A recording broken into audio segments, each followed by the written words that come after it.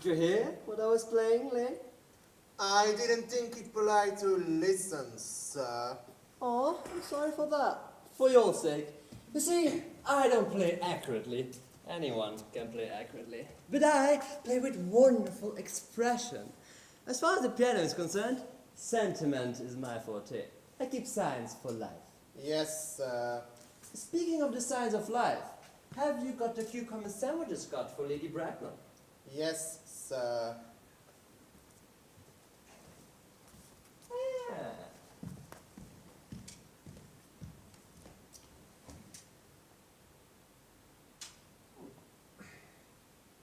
Hmm.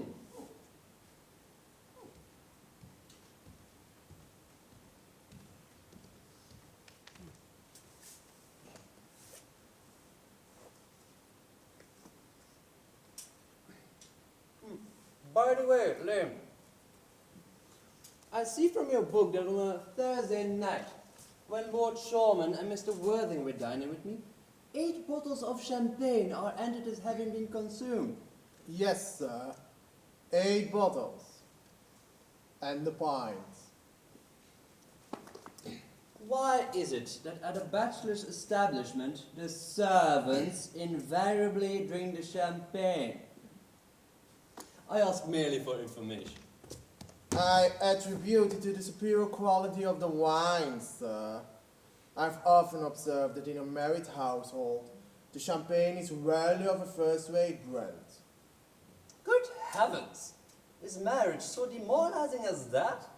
I believe it is a very pleasant state, sir. I've had very little experience of it myself up to the present. I have only been married once. That was a consequence of a misunderstanding between myself and the young person.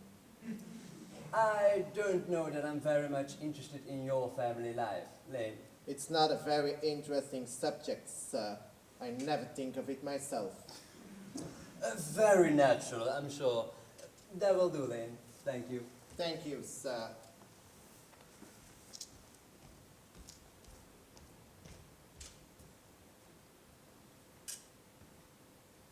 Lane's views on marriage are somewhat lax.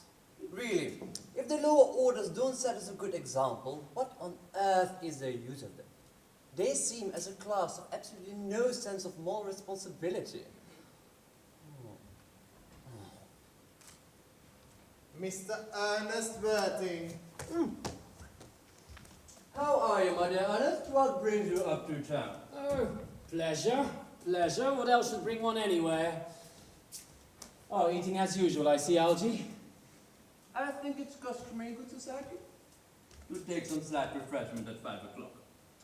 Where have you been since last Thursday? Oh, in the country. What on earth do you do that? When one is in town, one amuses oneself. When one is in the country, one amuses other people. It's excessively boring. And who are the people you amuse? Oh, neighbours. Got nice neighbours in your part of Shropshire? Perfectly horrid, never speak to one of them. How immensely you must amuse them. By the way, Shropshire is your county, is it not? Shropshire? Oh, yes, of course. Hello. Why all these cups? Why cucumber sandwiches? Why such reckless extravagance in one so young? Who is coming to tea? Merely Aunt Augusta. And Gwendolyn. Oh, how perfectly delightful. Yes, it may all very well be, my dear fellow, but I'm afraid Aunt Augusta won't quite approve of you being here. May I ask why? My dear fellow, the way you flirt with Gwendolyn is perfectly disgraceful. It's almost as bad as the way that Gwendolyn flirts with you.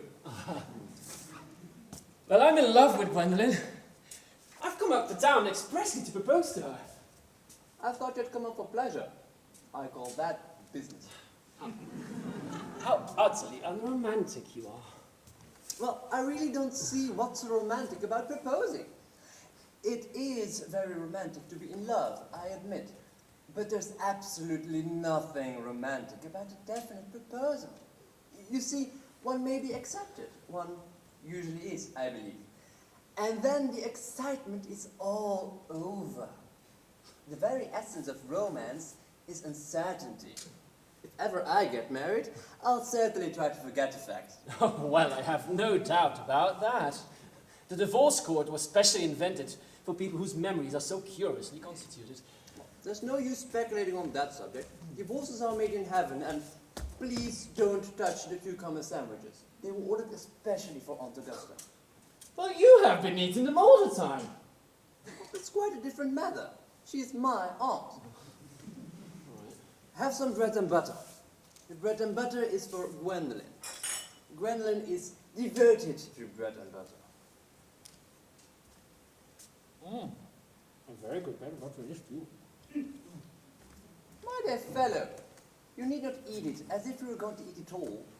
You behave as if you were married to her already. You're not married to her already, and I don't think you ever will be. Why on earth do you say that?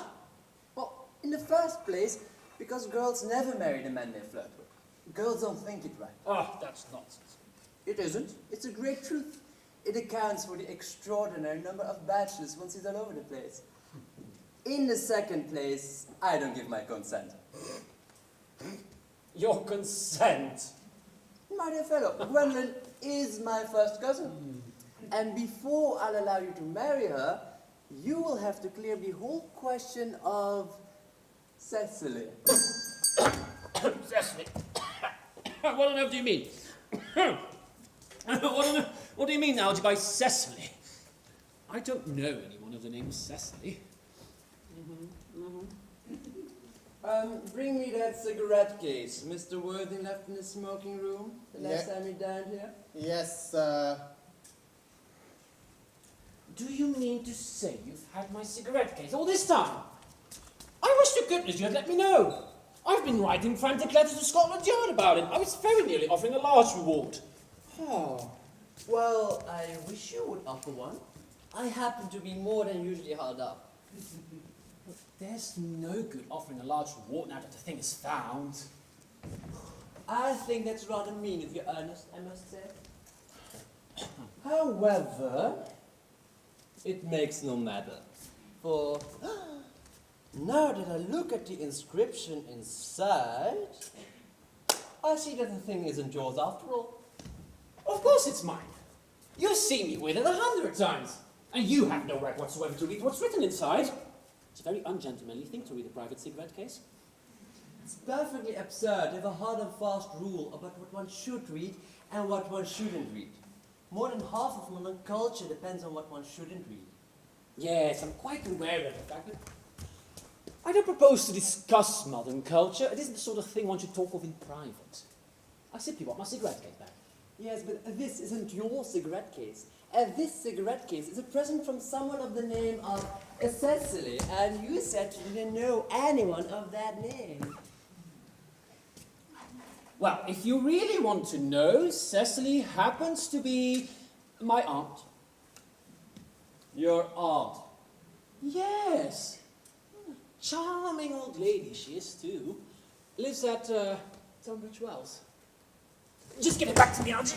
But then why does she call herself Little Cecily if she is your aunt who lives at Tunbridge Wells? From Little Cecily, with her fondest love. My dear fellow, what on earth is there in that? Some aunts are tall and some aunts are not tall. That doesn't matter. That surely an aunt may be allowed to decide for herself. You seem to think that every aunt should be exactly like your aunt, and that's absurd. For heaven's sake, give me back my cigarette case.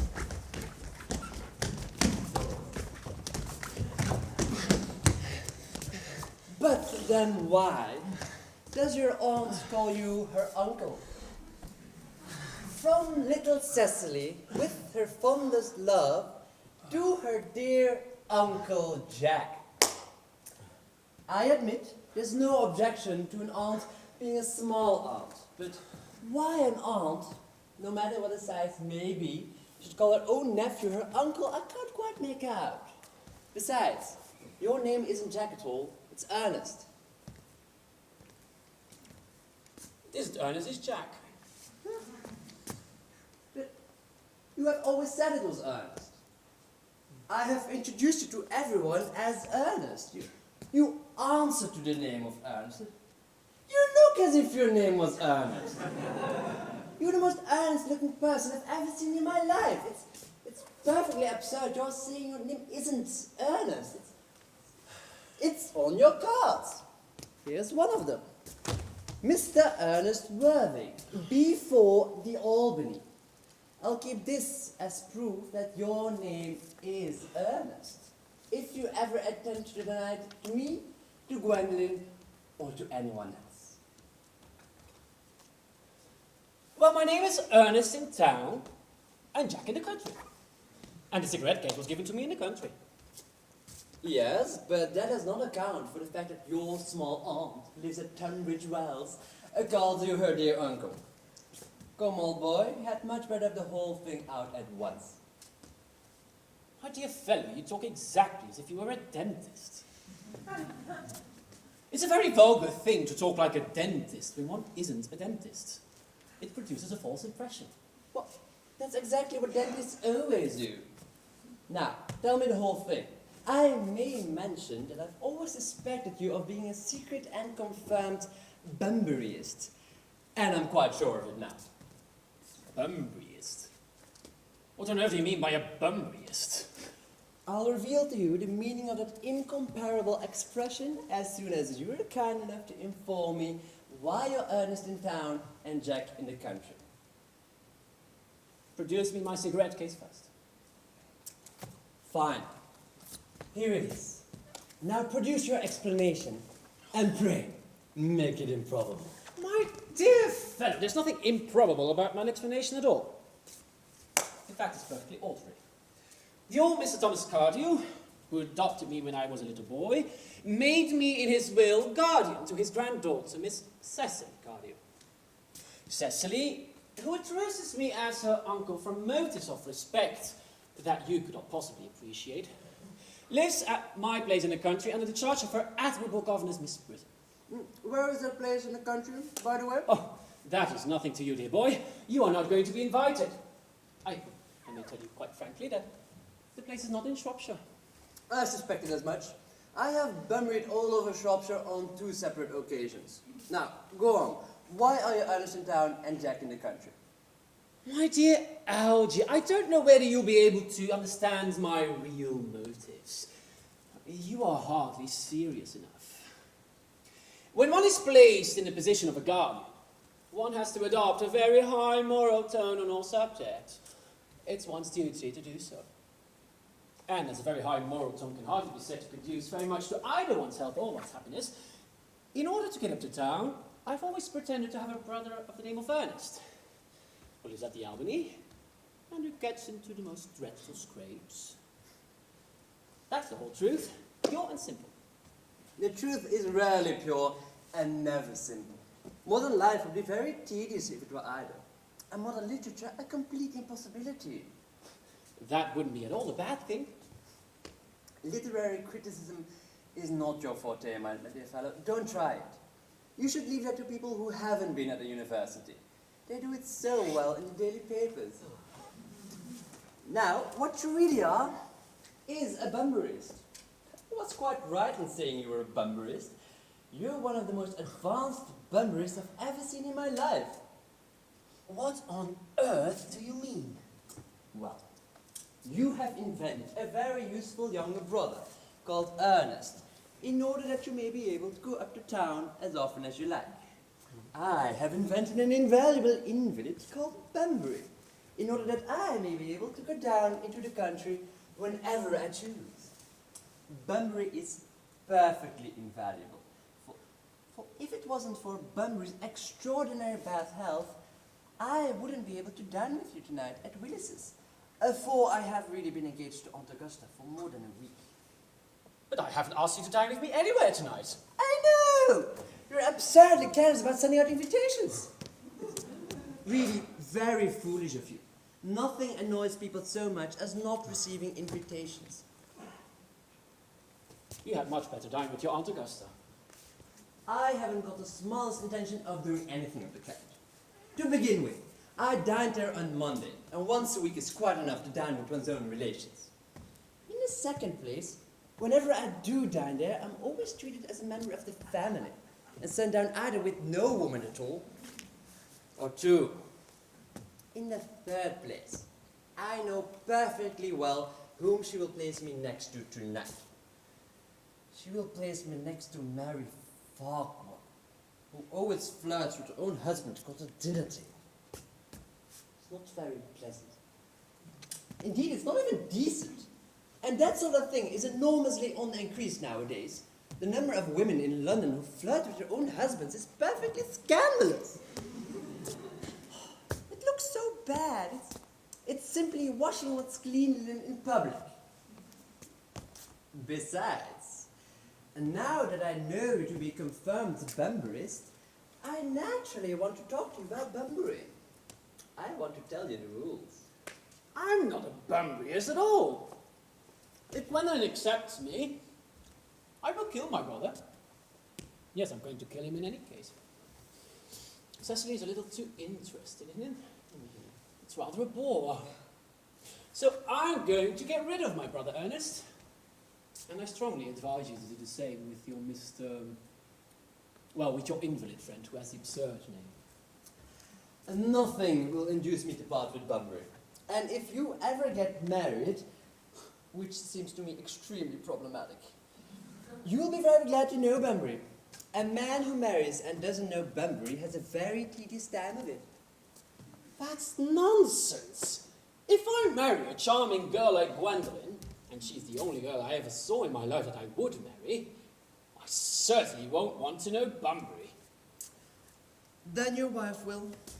You don't seem to realize that in married life, a 3 is company and 2 is none. Now, that, my dear young friend, is the theory that the corrupt French drama has been propounding for the last 50 years.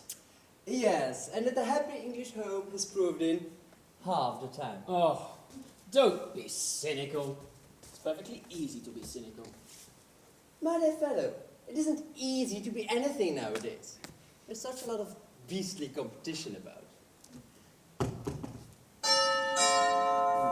Ah, that must be Aunt Augusta.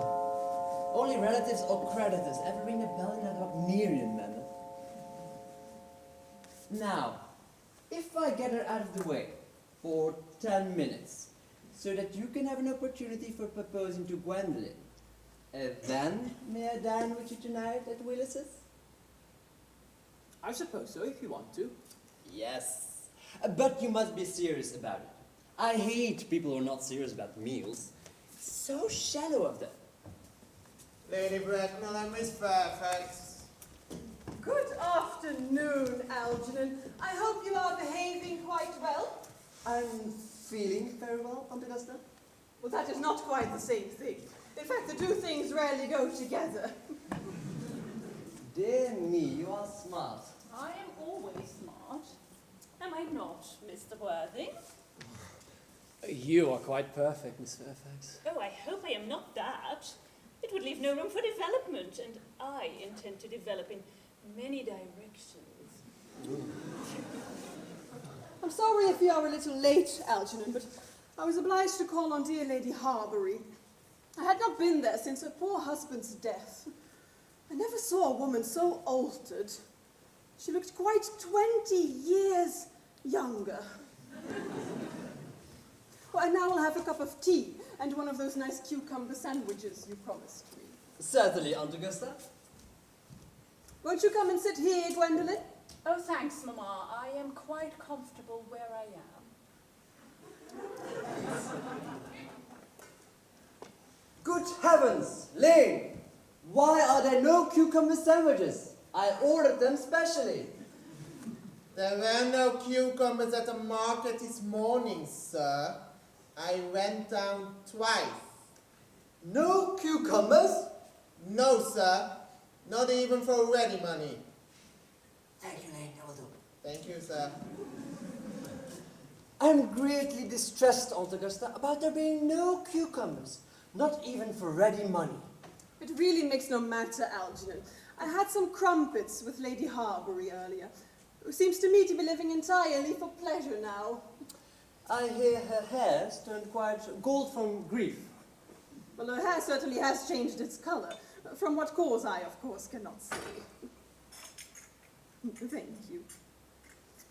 I've got quite the treat for you tonight, Algernon. I'm going to send you down with Mary Farquhar. She is such a nice woman and so attentive to her husband. It is delightful to watch them. I'm afraid, Aunt Augusta, I shall have to give up the pleasure of dining with you tonight, after all. I would hope not, Algernon. It would put my table completely out. Your uncle would have to dine upstairs. Fortunately, he is accustomed to that. It is a great bore, and I need hardly say a terrible disappointment to me. But the thing is, I have just had a telegram to say that my poor friend Bunbury is very ill again, and they seem to think I should be with him. It is very strange. This Mr. Bunbury seems to suffer from curiously bad health. Yes, poor Bunbury is a dreadful invalid. Well, I must say that I think it is high time that Mr. Bunbury made up his mind whether he was going to live or to die. This shilly-shallying with the question is absurd. Nor do I in any way approve of this modern sympathy with invalids.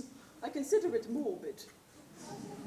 Illness is hardly a thing to be encouraged in others. Health is the primary duty of life. I'm always telling that to your poor uncle, but he never seems to take much notice, as far as any improvement in his ailment goes. I would be much obliged, Algernon, if you would be kind enough to ask Mr. Bunbury from me to be kind enough not to have a relapse on Saturday, for I rely on you to arrange my music for me. It is my last reception of the season, and one wants something that encourages conversation, particularly at the end of the season when everyone has practically said whatever they had to say, which in most cases was probably not much. I'll speak to Bunbury, Aunt Augusta, if he is still conscious. But I think I can promise you he'll be all right by Saturday. Now, of course, the music is a great difficulty. You see, if one plays good music, people don't listen. And if one plays bad music, people don't talk. I'll run over the program I've drawn out, if you will kindly follow me into the next room for a moment. Oh, thank you, Algernon. That is very thoughtful of you. I'm sure the program will be delightful after a few expurgations. You see, French songs I cannot possibly allow.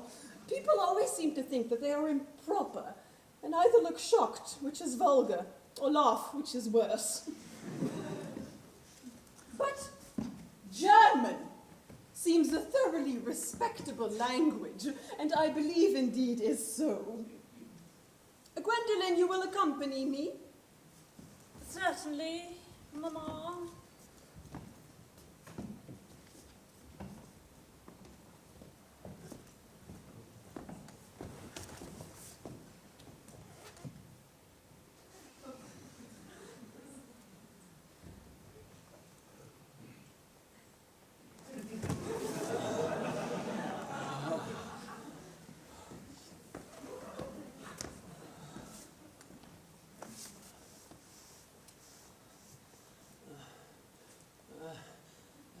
A charming day it has been, Miss Fairfax. Pray don't talk to me about the weather, Mr. Worthing. Whenever people talk to me about the weather, I always feel quite certain that they mean something else. That makes me so nervous. I do mean something else. I thought so. In fact, I am never wrong. And I would like to be allowed to take advantage of Lady Bracknell's temporary absence. Oh, I would certainly advise you to do so. Mamma has a way of coming back suddenly into a room that I have often had to speak to her about.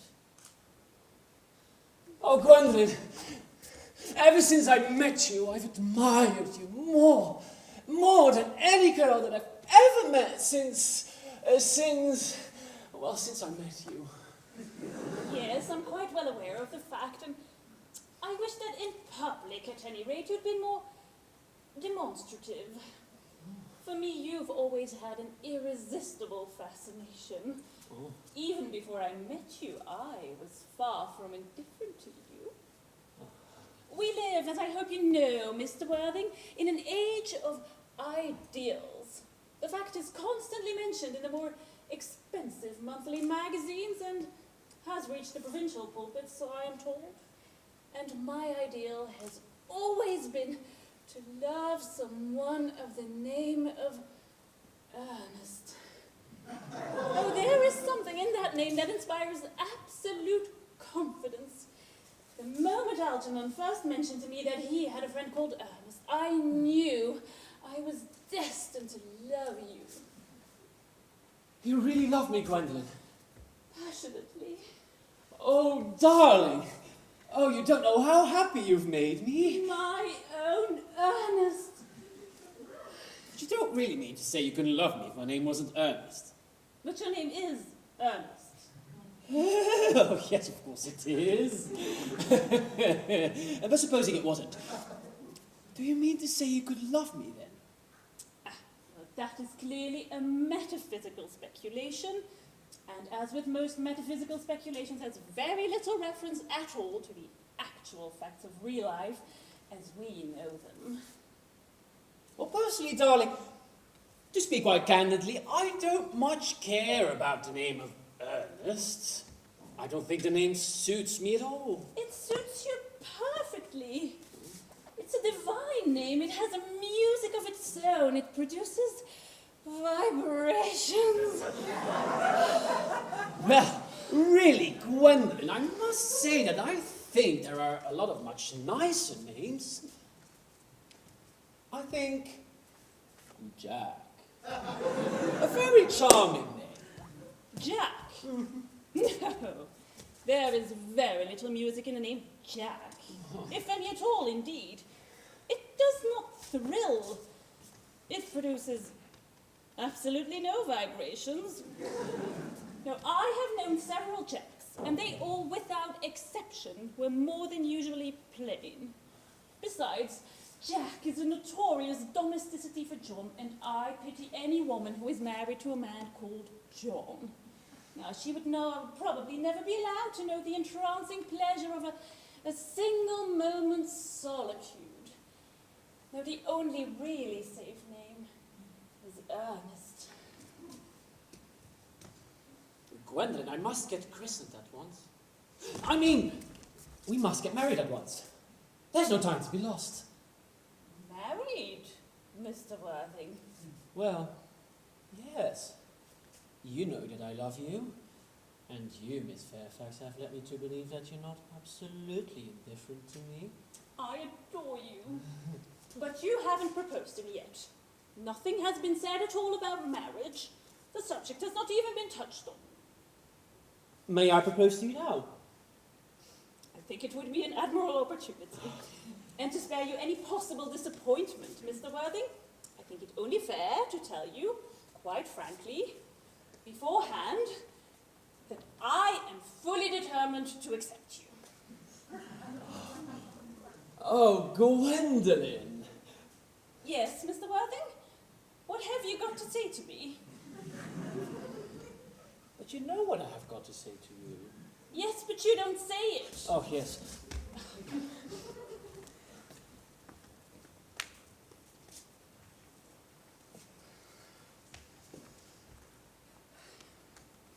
Gwendolyn, will you marry me? Of course I will, darling. How long you have been about it. I'm afraid you had very little experience in how to propose. My own one. I've never loved anyone in the world but you. Yes, but men often propose for practice. I know my brother Gerald does. All my girlfriends tell me so. Oh, what wonderfully blue eyes you have, Ernest. Oh, they are quite blue. Oh, I wish you would always look at me just like that, especially when there are other people present. Mr. Worthing! Rise, sir, from this semi-recumbent posture. It is most indecorous.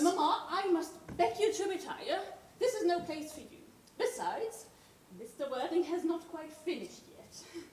Finished what, may I ask? I am engaged to Mr. Worthing, Mamma. Pardon me, you are not engaged to anyone. When you do become engaged to someone, I, or your father, should his health permit him, will inform you of the fact. An engagement is something that should come on a young girl as a surprise, pleasant or unpleasant, as the case may be. But it is hardly a matter that she could be allowed to decide for herself. And now I have a few questions to put to you, Mr. Worthing. While I am making these inquiries, Gwendolen, you will wait for me below in the carriage. Mamma! In the carriage, Gwendolen.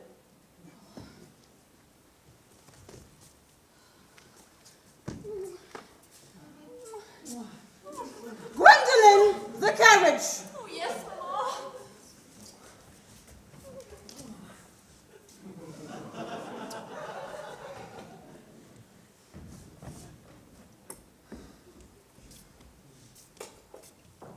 You can take a seat, Mr. Worthing. Thank you, Lady Bracknell. I prefer standing. I feel bound to tell you that you are not down on my list of eligible young men. Although I have the same list as the dear Duchess of Bolton has. We work together, in fact. However, I would be more than happy to write down your name, should your answers be what a truly affectionate mother requires.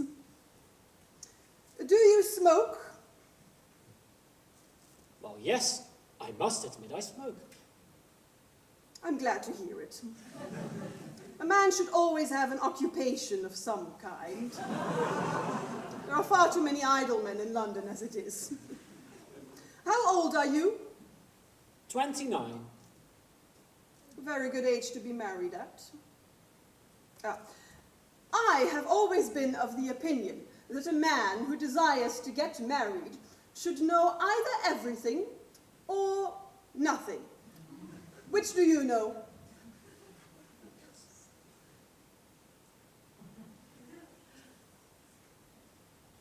I know nothing, Lady Bracknell. I'm pleased to hear it. I do not approve of anything that tampers with natural ignorance. You see, ignorance is like a delicate, exotic fruit. Touch it, and the bloom is gone. You see, this whole theory of modern education is radically unsound. Thankfully, in England, at any rate, education produces no effect whatsoever. If it did, it would prove a grave danger to the upper classes and probably lead to acts of violence in Grosvenor Square. What is your income? Between 7,000 and 8,000 a year. In land or in investments? In investments, chiefly. That is satisfactory. What, between the duties expected of one during one's lifetime and the duties exacted from one after one's death, land has ceased to be either a profit or a pleasure. It gives one position and prevents one from keeping it up. That is all that can be said about land. I have a country house with some land, of course, attached to it. About 1,500 acres, I believe. But I don't depend on that for my real income. No, in fact, as far as I can make out, the poachers are the only people who are making anything out of it. A country house. How many bedrooms? Well, we can clear that up afterwards. You do own a townhouse, I hope. A girl with a gentle, unspoilt nature like Gwendolen can hardly be expected to reside in the country. Well, I own a house at Belgrave Square, but it is let to by the year to Lady Bloxham. Of course, I can get it back at any time I like. At 6 months' notice. Lady Bloxham. I do not know her. Oh, she goes about very little. She's a lady considerably advanced in years. Well, nowadays there is no guarantee of respectability of character. What number in Belgrave Square? 149. The unfashionable side. I thought there was something. However, that could easily be altered. Do you mean the fashion or the side? Both if necessary, I presume. What are your politics? Well, I'm afraid I really have none. I'm a liberal unionist. Oh, they count as Tories. They dine with us. Come in the evening, at any rate.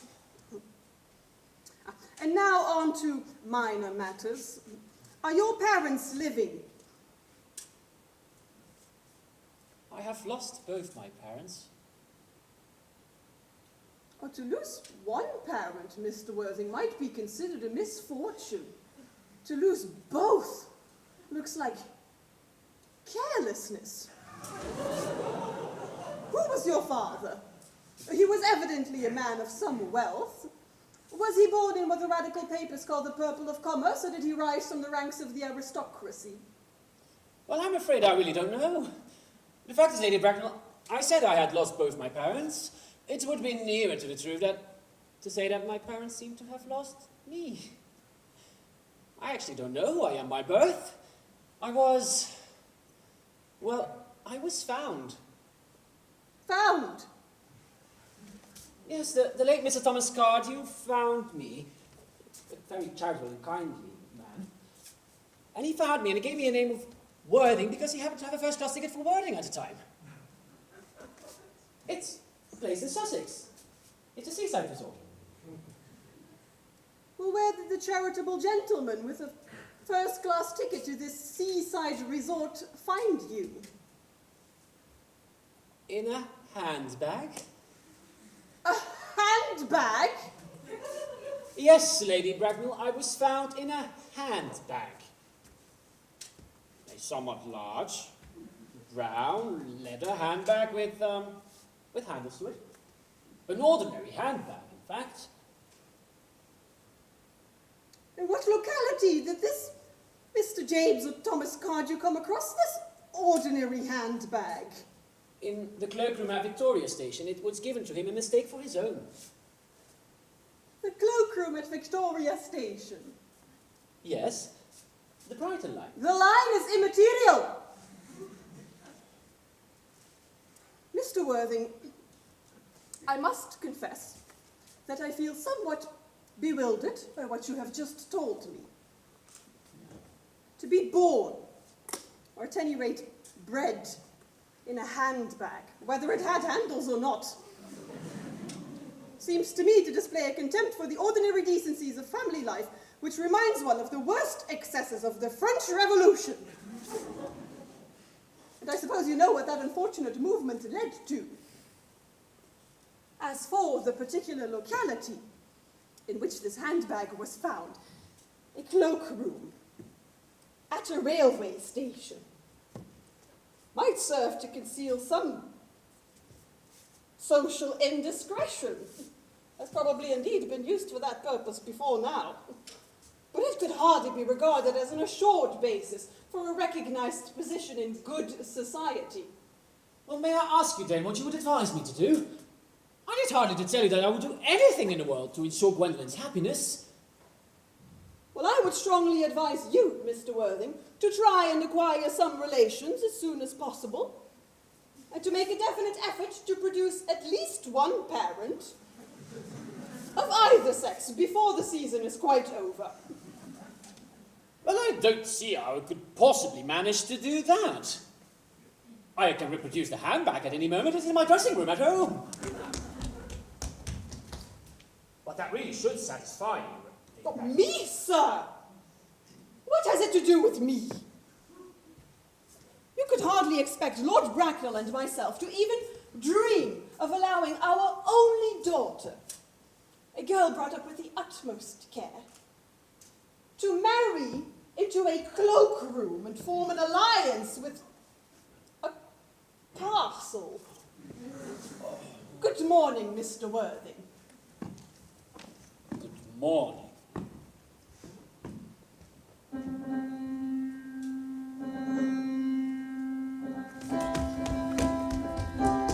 Oh, goodness sake, don't make a ghastly scene, Archie. How idiotic you are.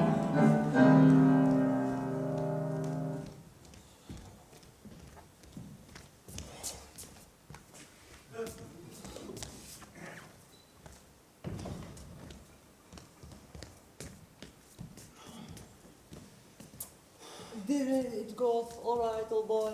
Oh. You don't mean to say Gwendolyn refused you? I know there's a way she has. Gwendolyn is always refusing people. I think it's most ill-natured of her. Gwendolyn is as right as a trivet. As far as she's concerned, we are engaged. Her mother is perfectly unbearable. Never met such a gorgon. I don't really know what a gorgon is like, but I'm quite sure Lady Bracknell is one. In any case, she is a monster, without being a myth, which is rather unfair. I beg your pardon, Algy. I suppose I shouldn't be talking about your aunt that way before you. My dear fellow, I love hearing my relations abused. It's really the only way for me to put up with them at all. Relations are simply a tedious pack of people who haven't got the remotest knowledge on how to live, nor the smallest instinct about when to die. That is nonsense. It isn't? Well, I won't argue about the matter. You always want to argue about things. Well, that is exactly what things were originally made for. Upon my word, if I thought that, I would shoot myself.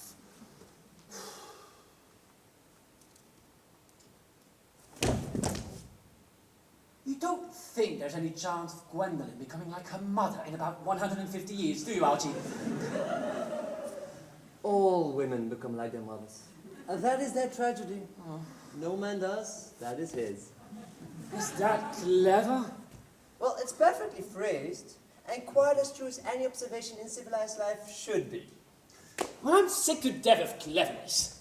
Everyone is clever nowadays. You can't go anywhere without meeting clever people.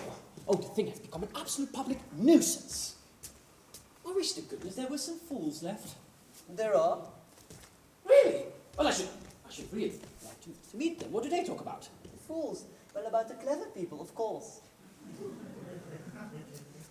What fools? By the way, did you tell Gwendolyn the truth about you being Earnest in town and Jack in the country? My dear fellow, the truth isn't quite the sort of thing one tells to a nice, sweet, refined girl. What extraordinary ideas you have about the way to behave to a woman.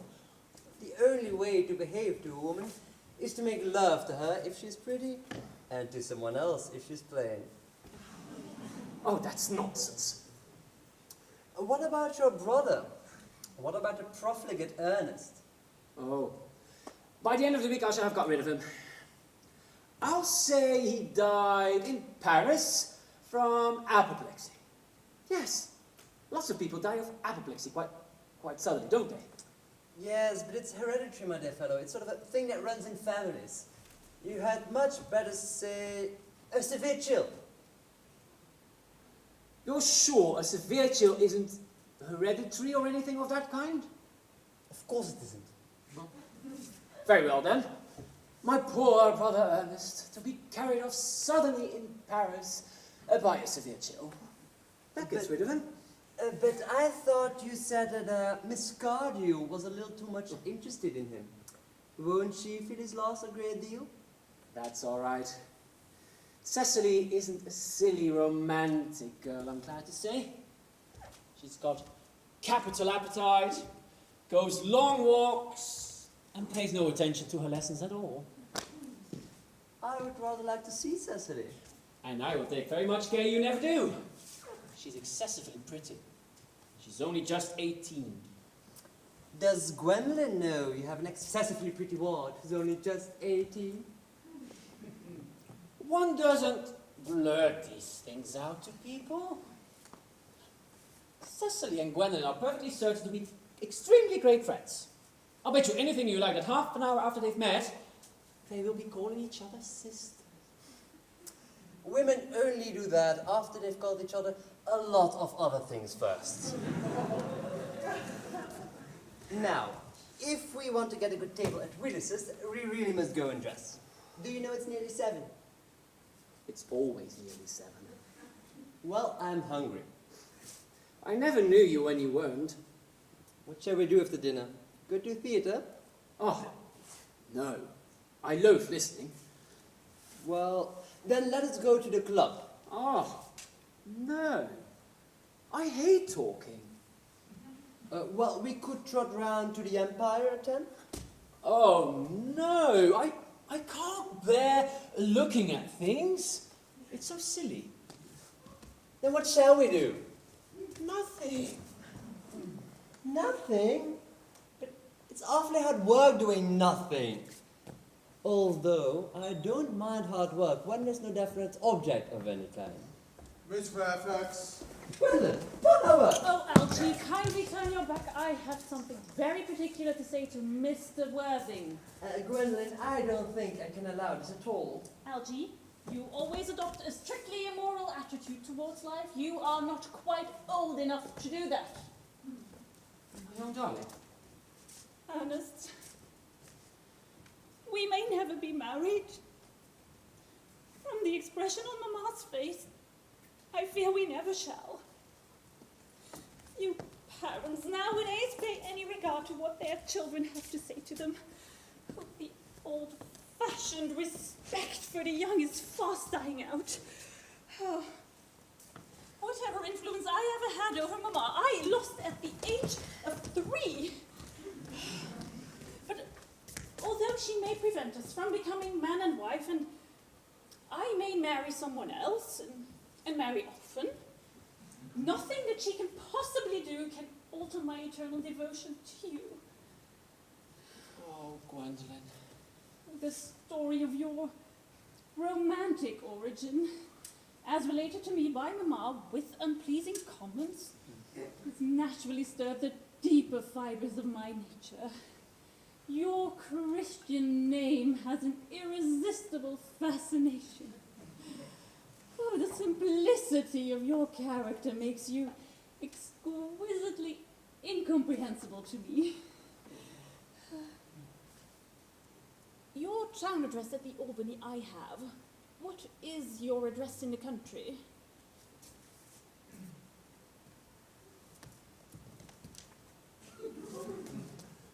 The Manor House, Wilde, Hertfordshire. There is a good postal service, I suppose. It may be necessary to do something desperate. That, of course, will require serious consideration. I will communicate with you daily. Oh, my own one. How long do you remain in town? Till Monday. Good. Algie, you may turn round now. Thanks, I've turned round already. You may also ring the bell. You will let me see you to your carriage, my own darling. Certainly.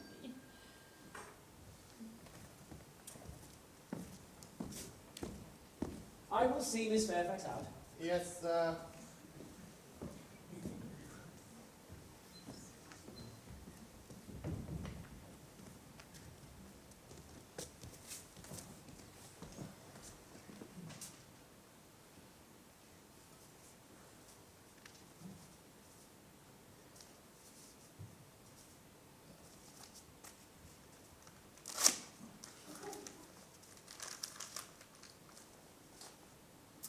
A glass of sherry, Lane. Yes, sir.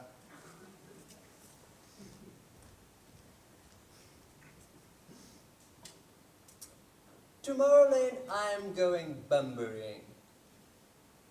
Yes, sir. I shall probably not be back till Monday. You can put up my dress clothes, my smoking jacket, all of the Bunbury suits, actually. Yes, sir.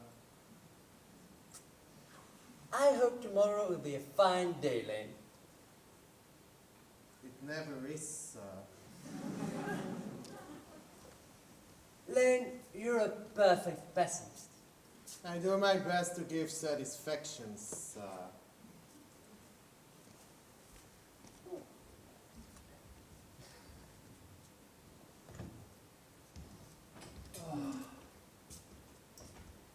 Now there's a nice intellectual young girl.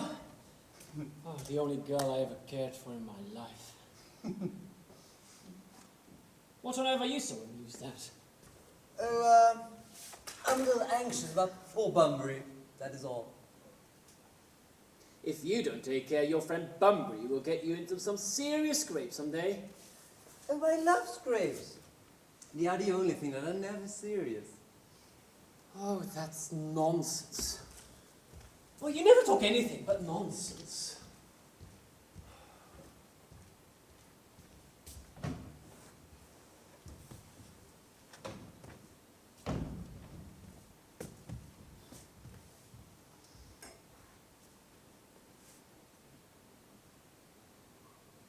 Nobody ever does.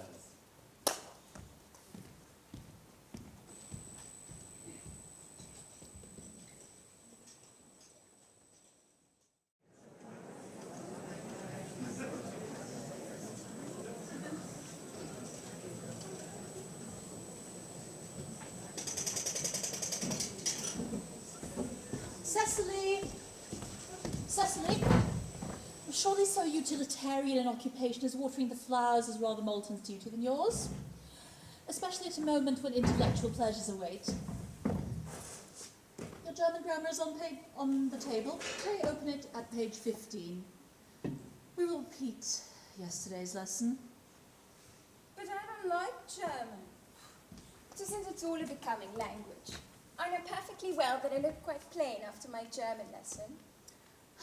Child, you know your guardian is anxious that you should improve yourself in every way. He laid particular stress on your German as he was leaving for town today. In fact, he always lays particular stress on your German when he's leaving for town. Dear Uncle Jack is so very serious. Sometimes he's so serious that I think he cannot be quite well. Your guardian enjoys the best of health. And his gravity of demeanour is especially to be commended in one so comparatively young as he is. I know of nobody who has a higher sense of duty and responsibility. I suppose that is why he often looks a little bored when we three are together. I'm surprised at you. Mr. Worthing has many worries in his life. Idle merriment and triviality would be out of place in his company. You must remember his constant anxiety about that unfortunate young man, his brother. I wish Uncle Jack would allow that unfortunate young man, his brother, to come down here sometimes. We might have a good influence over him, Miss Prism. I'm sure you certainly would. You know, German and geology and things of that kind influence a man very much. I'm not sure that even I could produce any sort of effect on one whose character is, according to his own brother's admission, irretrievably weak and vacillating. In fact, I'm not sure I have any desire to reclaim him. I'm not fond of this modern mania of turning bad people into good people at a moment's notice. As a man sows, so let him reap. You must put your diary away, Cecily. I really don't see why you keep one at all. I keep a diary in order to enter the wonderful secrets of my life. If I didn't write them down, I should probably forget all about them.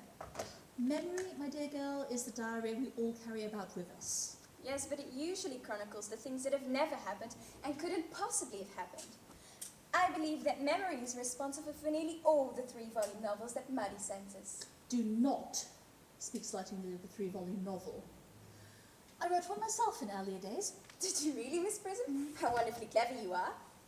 I hope it did not end happily. I don't like novels that end happily. They depress me so much. The good ended happily, the bad unhappily. That is what fiction means. I suppose so. It seems very unfair. And was your novel ever published? Alas, no. The manuscript was, I fear, abandoned. I mean the word in the sense of lost or mislaid. To your work, child, his speculations are profitless. Yes, dear Dr. Chasuble coming up through the garden. Dr. Chasuble, this is indeed a surprise.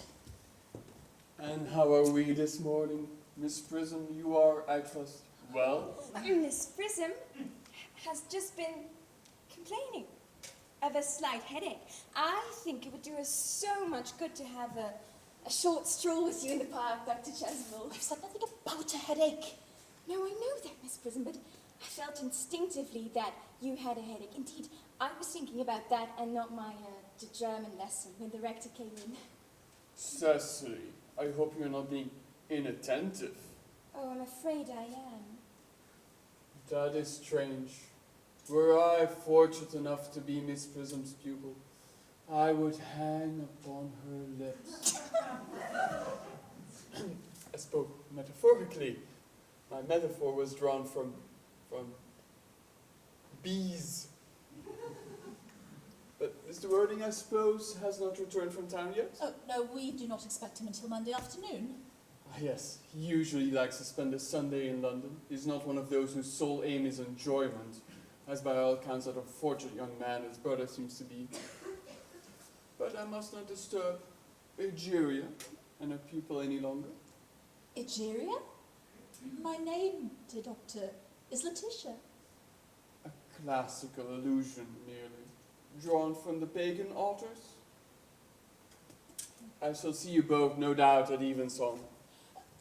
Dear doctor, I feel perhaps I do have a slight headache coming on, and perhaps a stroll would do it good after all. With pleasure, Miss Prism, with pleasure. Might go as far as the schools and back. That would be delightful. Cecily, in my absence you'll read your political economy. The chapter on the fall of the rupee, you may admit, it is altogether too sensational. Even these metallic problems have their melodramatic side. Oh, horrid political economy, horrid geography, and horrid German. Oh.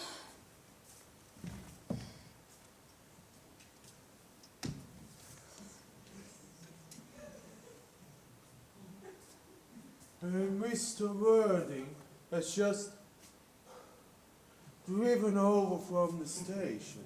He has brought his luggage with him. Mr. Earnest Worthing, V4, the Albany W. It's Uncle Jack's brother. Did you tell him Mr. Worthing was in town? Yes, miss. He seemed very much disappointed. I mentioned that you and Miss Prism were in the garden. He said he was anxious to speak to you privately for a moment. Well, you may ask Mr. Earnest Worthing to come here. And I suppose you better talk to the housekeeper about a room for him. Yes, miss.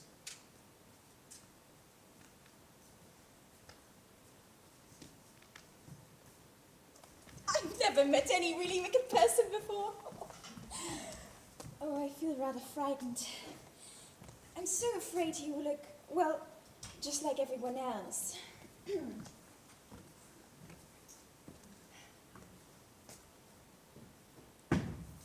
Oh, he does. And you must be my little cousin Cecily, I'm sure. You must be under some strange mistake. I'm not little. In fact, I believe I'm more than usually tall for my age. But I am your cousin Cecily. You, I see from your card, are Uncle Jack's brother. Mm-hmm. My cousin Ernest. My wicked cousin Ernest. Oh, but I'm not wicked at all, cousin Cecily. You mustn't think that I am wicked. Well, if you're not, you've certainly been deceiving us all in a very inexcusable manner. I hope you've not been leading a double life, pretending to be wicked and being really good all the time. That would be hypocrisy. Of course, I have been rather reckless. I'm glad to hear it. In fact, now that you mention the subject, I have been very bad, in my own small way. Well, I don't think you should be so proud of that, though I'm sure it must have been very pleasant. Oh, it is much pleasanter being here, with you. I can't understand how you're here at all. Uncle Jack won't be back until Monday afternoon. What a terrible disappointment! I'm obliged to go by the first train on Monday morning. I have an important business appointment that I'm anxious to miss. Couldn't you miss it anywhere but in London? Oh no, the appointment is in London. Well, I know, of course, how important it is not to keep a business engagement if one wants to retain any sense of the beauty of life. But still, I think you better wait until Uncle Jack arrives. I know he wants to speak to you about your emigrating. About my what? You're emigrating. He's gone up to buy your outfit. I certainly wouldn't let Jack buy my outfit. he has no taste in neckties at all. I don't think you will require neckties. Uncle Jack is sending you to Australia. No. I'd sooner die. Well, he said at dinner on Wednesday night that you would have to choose between this world, the next world, and Australia. Oh well, the accounts I have received of the next world and Australia are not particularly encouraging. This world is good enough for me, Cousin Cecily. Yes, but are you good enough for it? I am afraid I'm not that. That is why I want you to reform it. You might make that your mission, if you don't mind, Cousin Cecily. I'm afraid I've no time this afternoon. Well, would you mind me reforming myself this afternoon? Well, it is rather quixotic of you, but I think you should try. I will.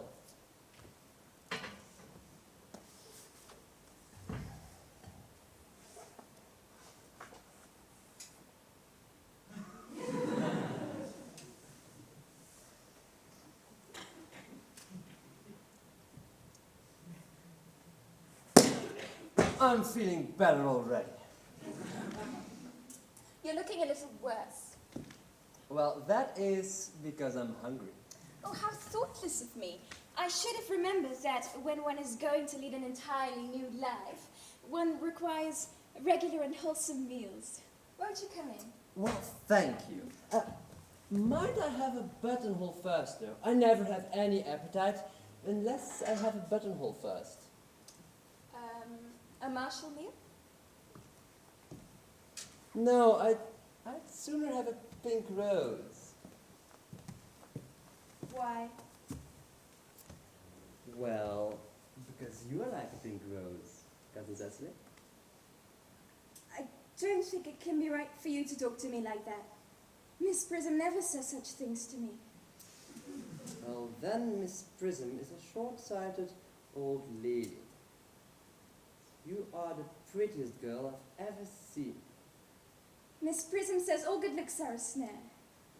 Yes, a snare that every sensible man would like to be caught in. But I don't think I should care to catch a sensible man. I wouldn't know what to talk to him about.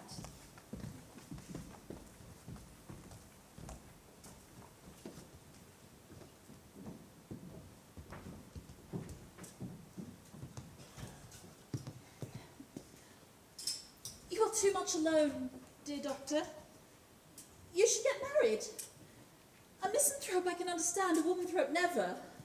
Believe me, Miss Prism, I do not deserve so neologistic a phrase. The practice as well as the precepts of the primitive church were distinctly against matrimony. That is precisely why the primitive church has not lasted to the present day. And you do not consider, dear Doctor, that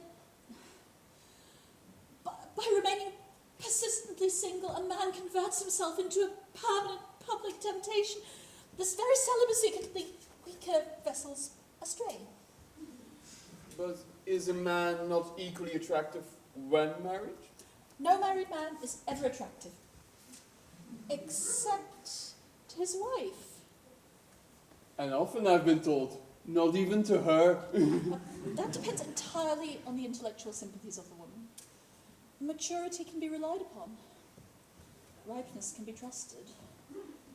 Young women are green. I spoke horticulturally. My metaphor was drawn from fruit. But where is Cecily? Perhaps she followed us to the schools? Mr. Worthing? Mr. Worthing? This is indeed a surprise. We did not look for you until Monday afternoon.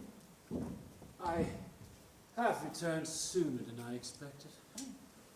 Dr. Chasuble, I hope you're well. Mr. Worthing, I trust this garb of woe does not betoken some terrible calamity. My brother? More shameful debts and extravagance. Still leading his life of pleasure. Dead! Your brother Earnest, dead? Quite dead. What a lesson for him. I trust he will profit by it. Mr. Worthing, I offer you my sincere condolences. You have at least the consolation of knowing that you were always the most generous and forgiving of brothers. Oh, poor Ernest! He had many faults, but this is a sad blow. Very sad indeed. Were you with him at the end? No, he died abroad. In Paris, in fact. I had a telegram last night from the manager of the Grand Hotel. Was the cause of death mentioned? A severe chill, it seemed. As a man sows, so let him reap. Charity in this prison, charity. None of us are perfect. I myself am peculiarly susceptible to drafts. Now, will the interment take place here? No, he seemed to have expressed a desire to be buried in Paris. In Paris? I fear that hardly points to any very serious state of mind at last. You would no doubt wish me to make some slight allusion to this tragic domestic affliction next Sunday. My sermon on the meaning of the manna in the wilderness can be adapted to almost any occasion. Joyful, or as in the present case, distressing. I preach it at harvest celebrations, christenings, confirmations, days of humiliation, and festal days. The last time I delivered it was a charity sermon on behalf of the Society for the Prevention of Discontent among the Upper Orders. The bishop, who was present, was much struck by some of the analogies I drew. That reminds me. You mentioned christenings, I think, Dr. Cheswell. I suppose you know how to christen, all right? I mean, of course, you are continually christening, aren't you? It is, I'm afraid, one of the rector's more constant duties in this parish. I've often had to speak to the lower classes about it, but they don't seem to know what thrift is. But is there any particular infant in whom you are interested? Your brother was, I believe, unmarried, was he not? Oh, yes. People who live entirely for pleasure usually are. But it's not for any child, Doctor. I'm very fond of children. Now, the fact is, I would like to be christened myself. This afternoon, if you have nothing better to do. But surely, Mr. Worthing, you have been christened already. I don't remember anything about it. Have you any grave doubts on the subject? Oh, I certainly intend to have. Now, I don't know whether the whole thing would bother you in any way, or if you think I'm a little too old now. Not at all. The sprinkling and indeed the immersion of adults is a perfectly canonical practice. Immersion? You need have no apprehensions. Sprinkling is all that is necessary, or indeed advisable, or whether so changeable. At what hour would you wish the ceremony performed? Oh, I could trot around about 5 if that would suit you. Perfectly, perfectly. I have a similar ceremony to perform at that time. A case of twins that occurred recently on one of the outlying cottages on your own estates. Poor Jenkins the carter, a most hard-working man. Oh, I don't see much fun in being christened along with other babies. I think it would be childish. Would 5:30 do? Admirably, admirably. Now, I will not intrude any longer into a house of sorrow. I would merely beg you not to be too much bowed down by grief. What seem to us bitter trials are often blessings in disguise. It seems to me a blessing of the most obvious nature. Uncle Jack! Oh, I'm so pleased to see you back. But what horrid clothes you got on. Do go and change them. What's the matter, Uncle Jack? Don't look happy. You look as if you had a toothache, and I have such a surprise for you. Who do you think is in the dining room? Your brother. Who? Your brother Ernest. He arrived about half an hour ago. That's nonsense. I haven't got a brother. Don't say that. However badly he may have behaved to you in the past, he's still your brother. You couldn't be so heartless as to disown him. Look, I'll tell him to come out, and you will shake hands with him, won't you, Uncle Jack? These are very joyful tidings. After we'd resigned ourselves to his loss, his sudden reappearance seems to me peculiarly distressing. My brother is in the dining room. I don't know what it all means. I think it's perfectly absurd. Brother John! Oh, good heavens. I have come down from town to tell you that I am very sorry for all of the trouble that I have given you, and that I intend to lead a better life in the future. Uncle Jack, you're not going to refuse your own brother's hand? Nothing will induce me to take his hand. I think he's coming down here disgraceful. And he knows perfectly well why. Uncle Jack, do be nice. There is some good in everyone. Ernest has just been telling me about his poor invalid friend, Mr. Bunbury, whom he goes to visit so often. And surely there must be much good in one who's kind to an invalid and leaves the pleasures of London to sit by a bed of pain. Oh, he has been talking about Bunbury, has he? Yes, he's told me all about poor Mr. Bunbury and his terrible state of health. Bunbury? I won't have him talk to you about Bunbury about anything else. It's enough to drive him perfectly frantic. Of course, I admit that the faults were all on my side. But I must say that I think Brother John's coldness towards me is peculiarly painful. I was expecting a more enthusiastic welcome, especially considering it's the first time I have come here. Uncle Jack, if you don't shake hands with Ernest, I'll never forgive you. Never forgive me? Never, never, never. Okay, but it's the very last time I shall ever do it.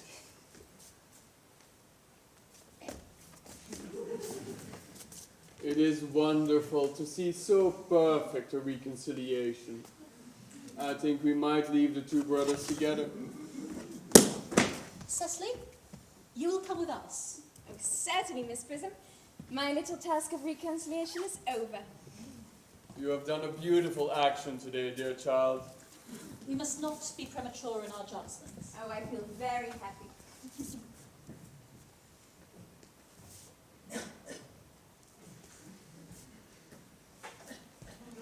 You young scoundrel, Algie! You've got to get out of this place as soon as possible. I won't allow any bumbering here. I have put Mr. Earnest's things in the room next to yours, sir. I suppose that's all right. What? His luggage, sir. I have unpacked it and put it in the room next to your own. His luggage? Yes, sir. 3 portmanteaus, a dressing case, 2 hat boxes, and a large luncheon basket. I'm afraid I can't stay more than a week this time. Merriman ordered a dark card at once. Mr. Earnest has been suddenly called back to town. Yes, sir.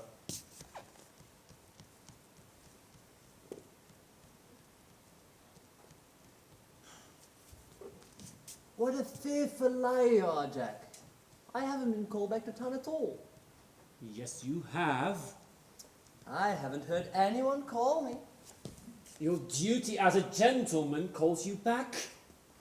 My duties as a gentleman have never interfered with my pleasures into the smallest degree.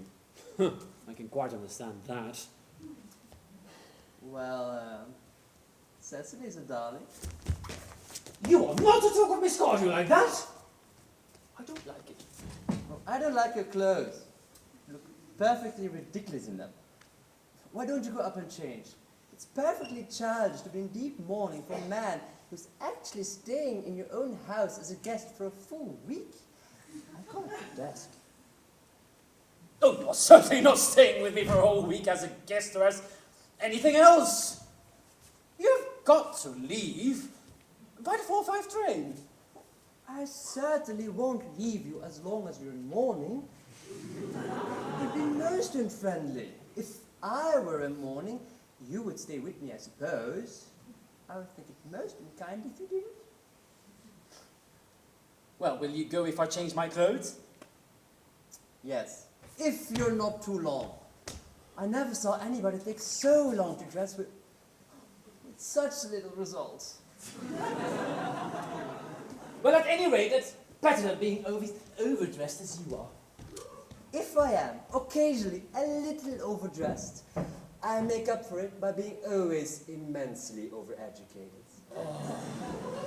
Your vanity is ridiculous, your conduct an outrage, and your presence in my garden utterly absurd. However, you have got to catch the 4:05, and I hope you have a pleasant journey back to town. This bummering, as you call it, has not been a great success for you. I think it has been a great success. I'm in love with Cecily. And that is everything. But I must see her before I go. Make arrangements for another bumbering. And there she is. Oh, I merely came back to water the roses. I thought you were with Uncle Jack. He's gone to order the dog cart for me. Oh, is he going to take you for a nice drive? He's going to send me away. Then, have we got to part? I'm afraid so. It's the most painful part. It's always painful to part from people who one has known for a very brief space of time. The absence of old friends one can endure with equanimity, but even a momentary separation from anyone to whom one has just been introduced is almost unbearable. Thank you. The dog cart is at the door, sir. It can wait, Merriman. For 5 minutes. Yes, miss. I hope, Cecily, I shall not offend you if I state quite frankly and openly that you seem to me to be in every way the visible personification of absolute perfection. I think your frankness does you great credit, Ernest. If you will allow me, I shall copy your remarks into my diary. Oh, do you really keep a diary? Oh, I'd give anything to have a look at it. May I? Oh, no. You see, it's simply a very young girl's record of her own thoughts and impressions, and consequently meant for publication. When it appears in volume form, I hope you will order a copy. But pray, Ernest, don't stop. I delight in taking down from dictation. I've now reached absolute perfection. Oh, you can go on. I'm quite ready for more. Don't cough, Ernest. When one is dictating, one should speak fluently and not cough. Besides, I don't know how to spell a cough. Cecily, ever since I first looked upon your wonderful and incomparable beauty, I have dared to love you wildly, passionately, devotedly, hopelessly. I don't think that you should tell me that you love me wildly, passionately, devotedly, hopelessly doesn't seem to make much sense, does it? Cecily, it's... The dog cart is waiting, sir. Tell it to come round next week, the same hour. Yes, sir. Uncle Jack would be very much annoyed with you if he knew you were staying until next week at the same hour. Oh, I don't care about Jack.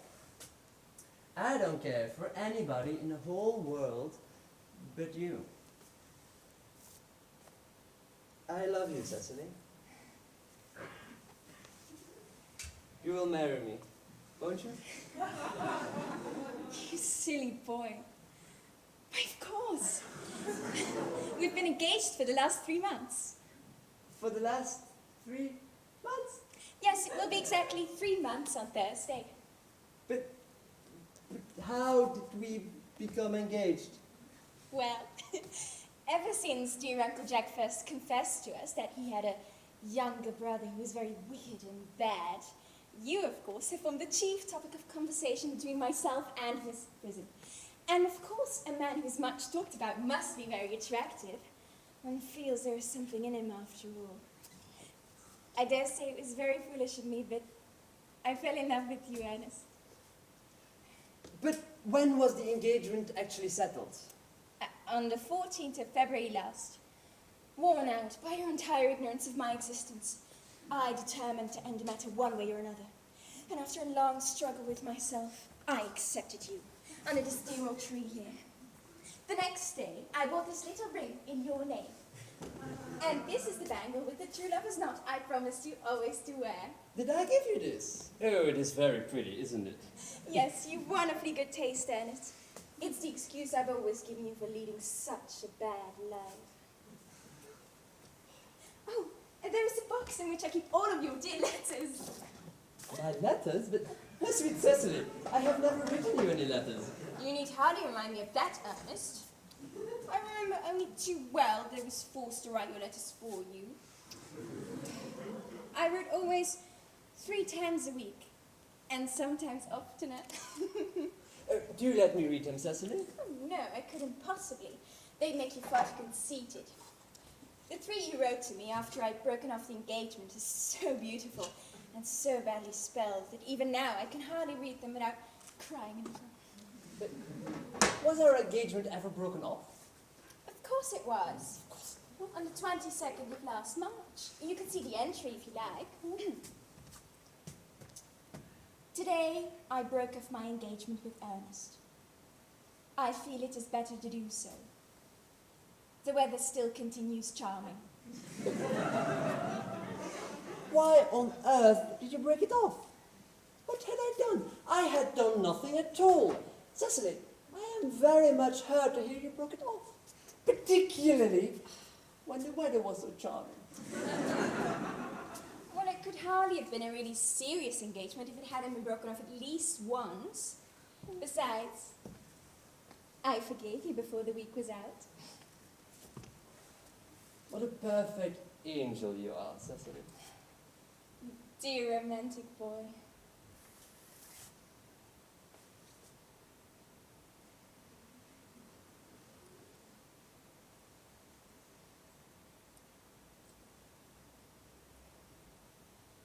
I hope your hair curls naturally. Does it? Of course, with a little help from others. I'm so glad. You'll never break off our engagement again, Cecily? I don't think I could break it off now that I've actually met you. Besides, of course, there's the question of your name. Yes, of course. You mustn't laugh at me, darling, but it's always been a girlish dream of mine to love someone whose name was Earnest. There is something in that name that seems to inspire absolute confidence. I pity any poor married woman whose husband is not called Earnest. But, my sweet child, do you mean to say you could not love me if I had some other name? But what name? Any name you like. Algernon, for instance? But I don't like the name of Algernon. But, my dear, sweet, lovely little darling, I really can't see why you should object to the name of Algernon. It's not at all a bad name. In fact, it is rather an aristocratic name. Half of the chaps who get into the bankruptcy court are called Algernon. But seriously, Cecily, if my name was Algie, couldn't you love me? I might respect you, Ernest. I might admire your character. But I fear I would not be able to give you my undivided attention. Cecily, your rector here is, I assume, thoroughly experienced in all the practice and rites of the ceremonies of the church? Yes, Dr. Chasuble is a most learned man. He's never written a single book, so you can imagine how much he knows. Excellent. I must see him at once on the most important christening, on the most important business. Oh, but I shan't be away more than half an hour.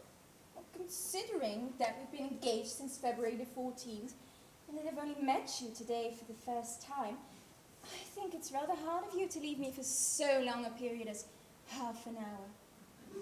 Couldn't you make it 20 minutes? I'll be back in no time.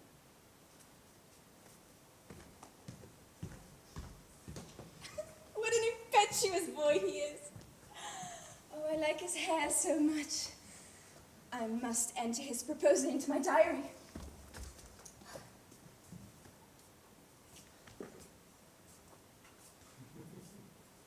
Miss Fairfax has just called to see Mr. Worthing on very important business, Miss Fairfax states. Well, isn't Mr. Worthing in his library? Mr. Worthing went over in the direction of directory some time ago. Well, pray ask the lady to come out here. Mr. Worthing is sure to be back soon, and you may bring tea. Yes, miss.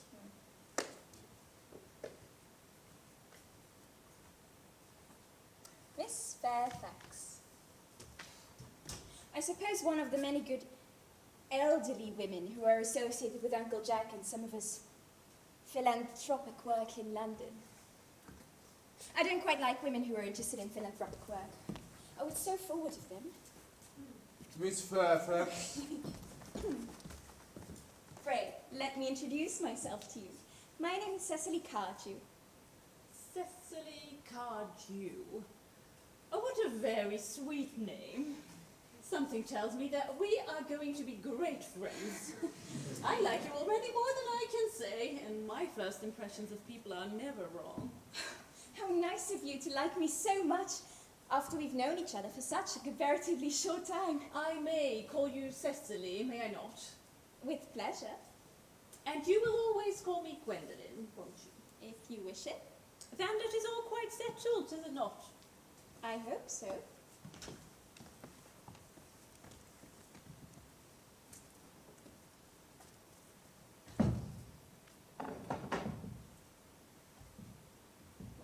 Perhaps this might be a favourable opportunity for my mentioning who I am. My father is Lord Bracknell. You've never heard of Papa, I suppose. I don't think so. Outside the family circle, Papa, I am glad to say, is entirely unknown. I think that is quite as it should be. The home seems to me to be the proper sphere for the man. And certainly, once a man begins to neglect his domestic duties, he becomes painfully effeminate, does he not? And I don't like that. It makes men so very attractive. Cecily, Mama, whose views on education are remarkably strict, has brought me up to be extremely short-sighted. It is part of her system. So would you mind my looking at you through my glasses? Oh, not at all, Gwendolen. I'm very fond of being looked at.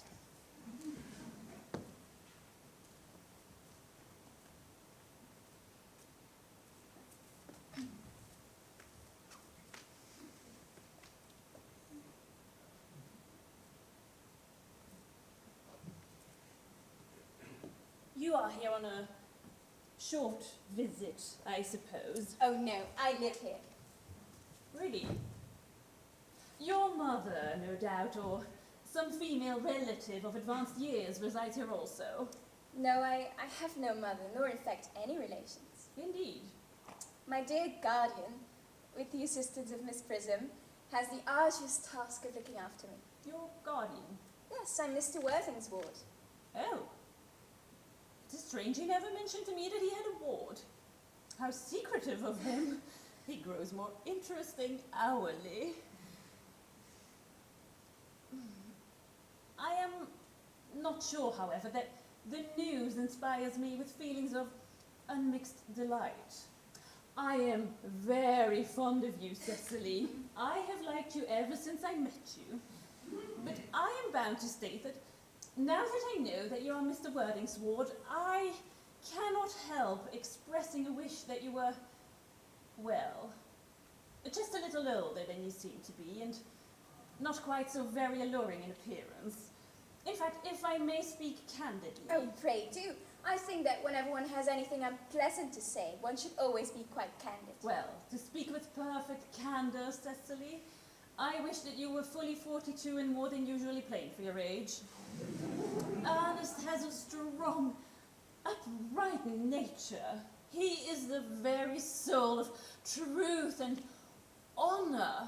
Disloyalty would be as impossible to him as deception. But even men of the noblest possible moral character are extremely susceptible to the influence of the physical charms of others. Modern, no less than ancient history, supplies us with many most painful examples of what I refer to. If it were not so indeed, history would be quite unreadable. I beg your pardon, Gwendolen, did you say Earnest? Yes. Yeah, but it is not Mr. Earnest Worthing who's my guardian. It's his brother. His elder brother. Ernest never mentioned to me that he had a brother. I'm sorry to say that they've not been on good terms for a long time. That accounts for it. And now that I think of it, I have never heard any man mention his brother. The subject seems distasteful to most men. Oh, Cecily, you've lifted a load from my mind. I was growing almost anxious. It would have been terrible if any cloud had come across a friendship like ours, would it not? Of course, you are quite sure that it is not Mr. Ernest Worthing who is your guardian? I'm quite sure. In fact, I'm going to be his. I beg your pardon? Oh, dearest Gwendolen, there is no reason why I should make a secret of it to you. Our little county newspaper is sure to chronicle the fact next week. Mr. Ernest Worthing and I are engaged to be married. My darling Cecily, I think there must be some slight error. Mr. Ernest Worthing is engaged to me. The announcement will appear in the Morning Post on Saturday at the latest. I'm afraid you must be under some misconception. Ernest proposed to me exactly 10 minutes ago.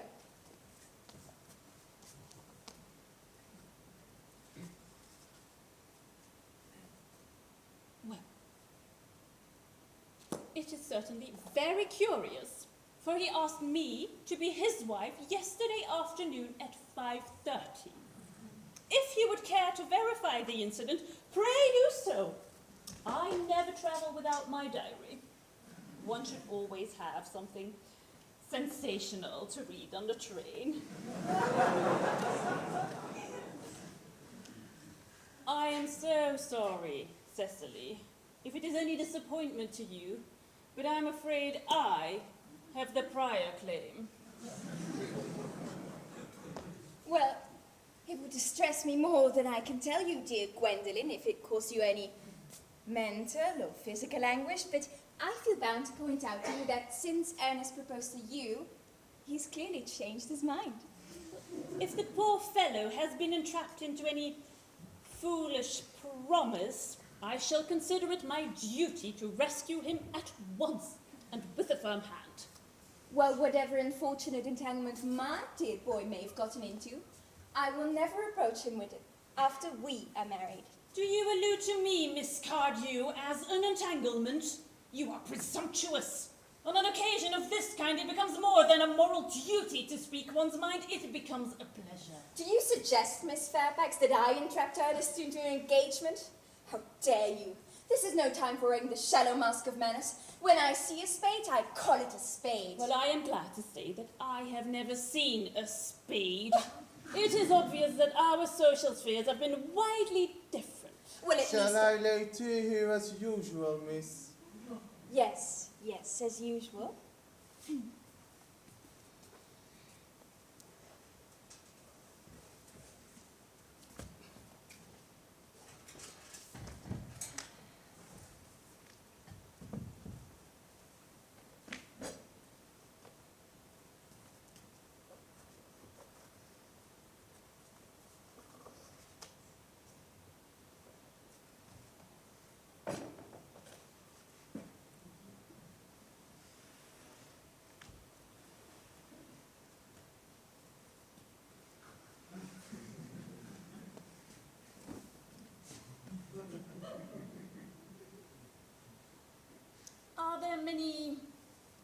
interesting walks in the vicinity, Miss Cardew?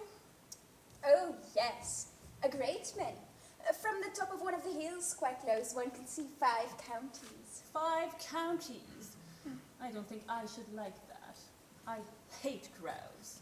I suppose that is why you live in town?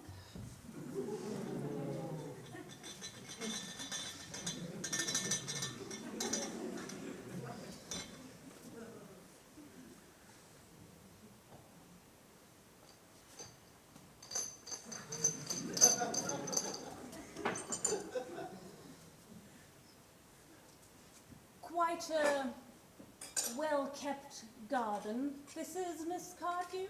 So glad you like it, Miss Fairfax. I had no idea there were any flowers in the country. Oh, flowers are as common here, Miss Fairfax, as people are in London. Well, personally, I don't understand how anybody manages to exist in the country. If anybody who is anybody does, the country always bores me to death. I suppose that is what the newspapers call agricultural depression, is it not? I believe the aristocracy are suffering from it very much just at present. It's almost an epidemic amongst them, I've been told. Would you like some tea, Miss Fairfax? Thank you. Detestable girl, but I require tea.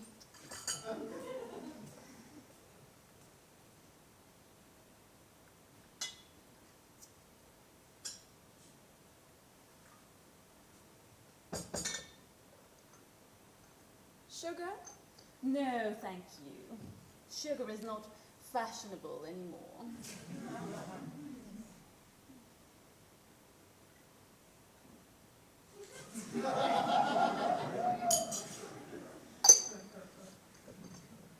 Cake or bread and butter? Oh, bread and butter, please. Cake is rarely seen at the best houses nowadays.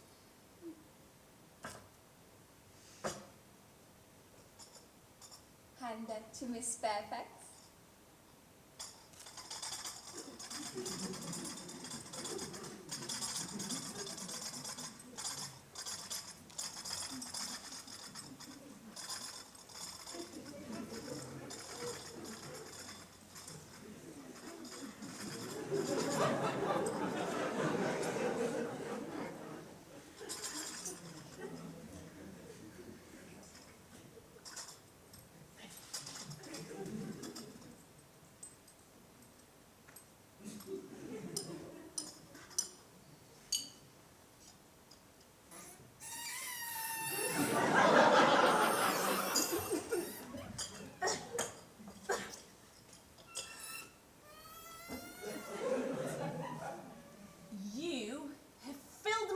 Tea with lumps of sugar.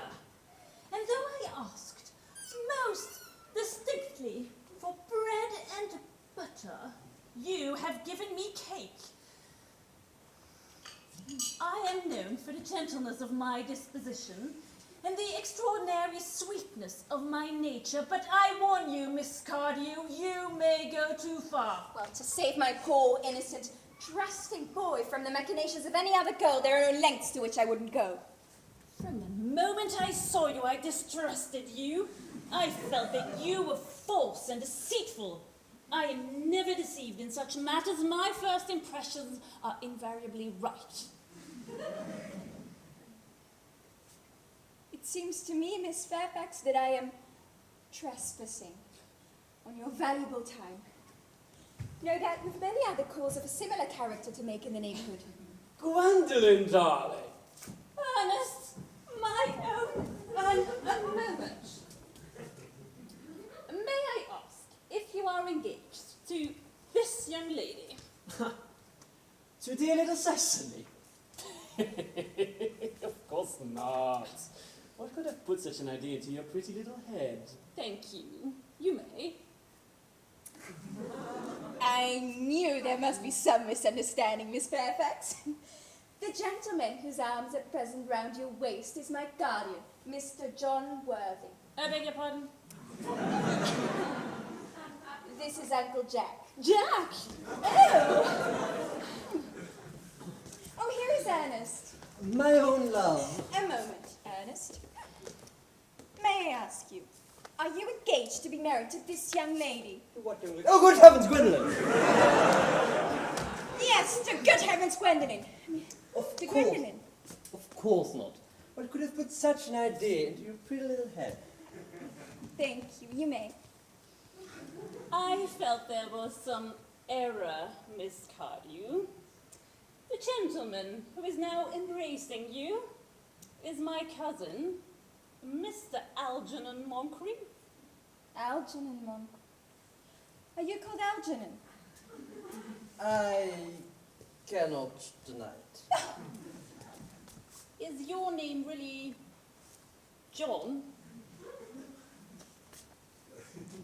I could deny it if I liked. I could deny anything if I liked. But it certainly is John. It has been John for years. A gross deception has been practiced on both of us. My poor, wounded Cecily. Oh, my sweet, wronged Gwendolyn, You will call me sister, will you not?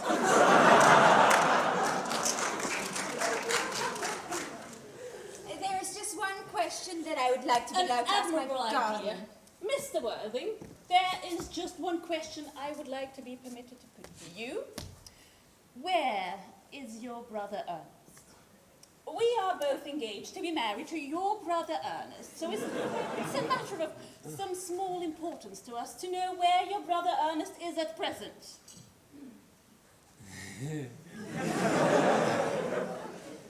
Gwendolyn, Cecily, it pains me very much to be forced to speak the truth. I've never in my life been reduced to such a painful position, and I have to tell you quite frankly that I'm not experienced in doing anything of the kind. However, I must tell you quite frankly that I have no brother Ernest. I've never had a brother at all. I've never had a brother in all my life, and I certainly have not the smallest intention of ever having one in the future. No brother at all. Never. Had you never a brother of any kind? None. Not even of any kind. I'm afraid it is quite clear, Cecily, that neither of us is engaged to be married to anyone. Oh, it's not a very pleasant position for a young girl to suddenly find herself in, is it? Let us go into the house. They will hardly venture to come after us there. No. Men are such cowards, aren't they?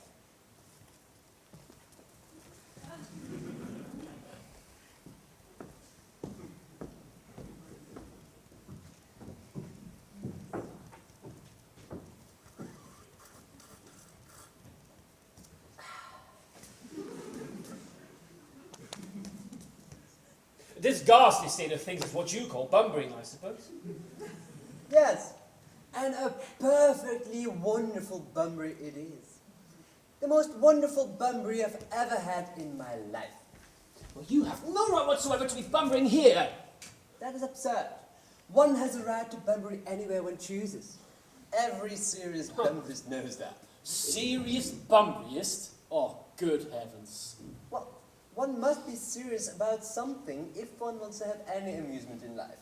And I happen to be serious about Bunbury.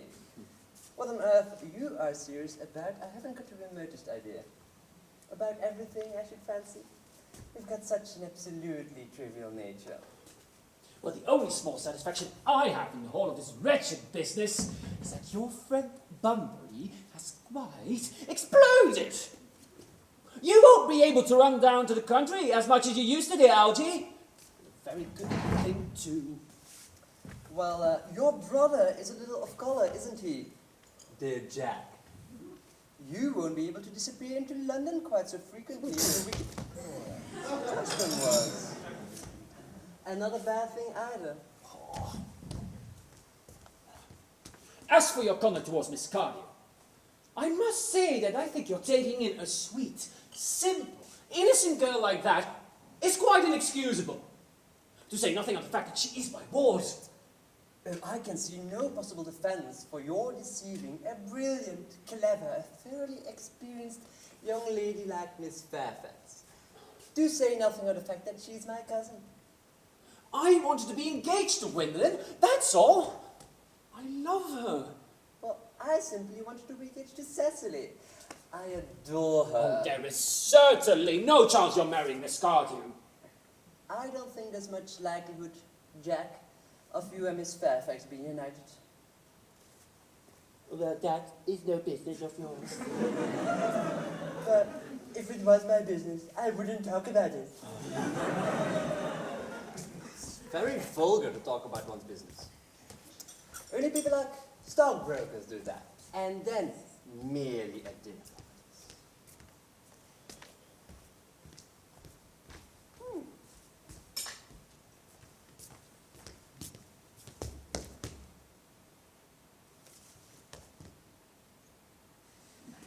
How can you sit there calmly eating muffins when we're in this horrible trouble I can't make out?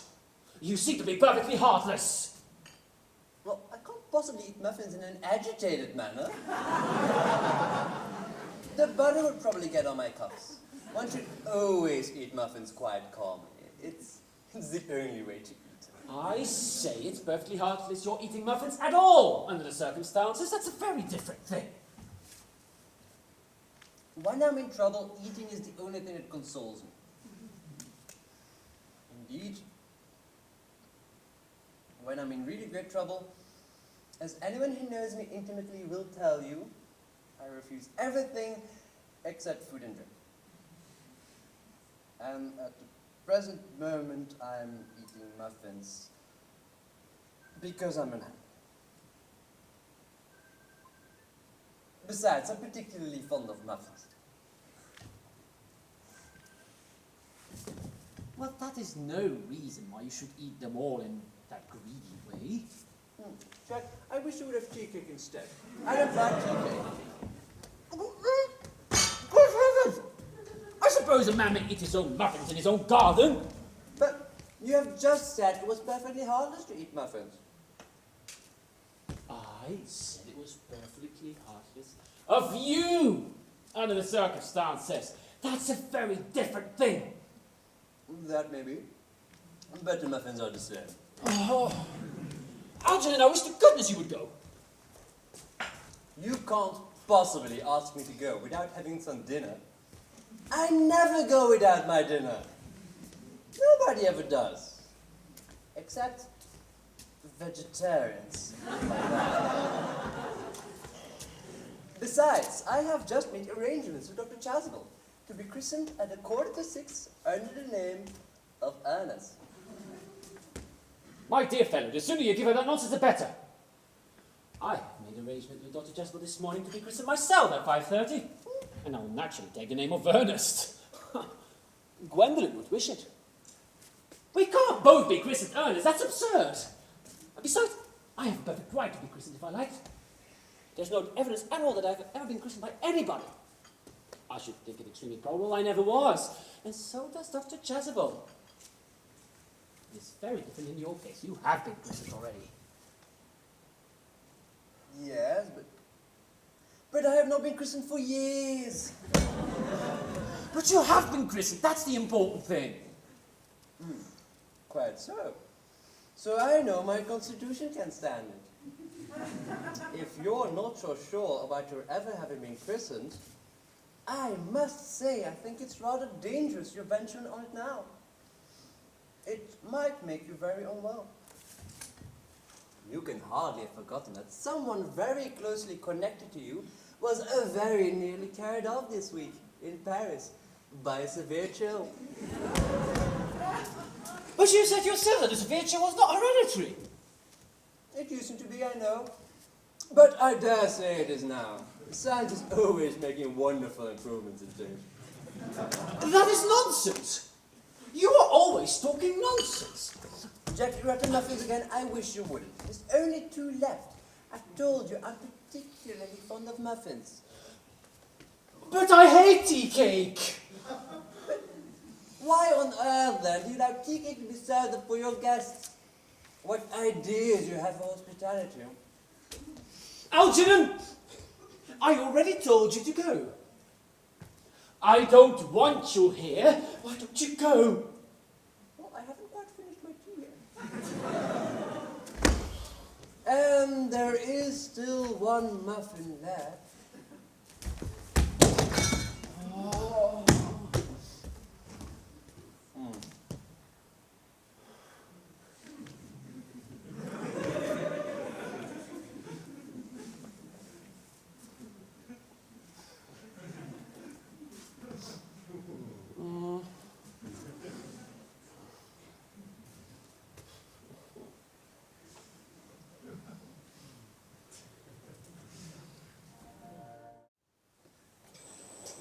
The fact that they did not follow us at once into the house, as anyone else would have done, seems to me to show that they have some sense of shame left.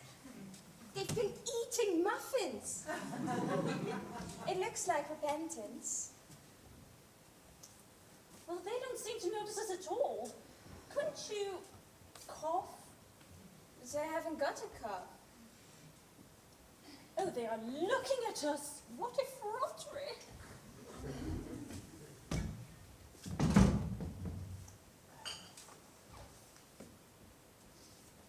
Oh, they're approaching. Oh, it's very forward of him.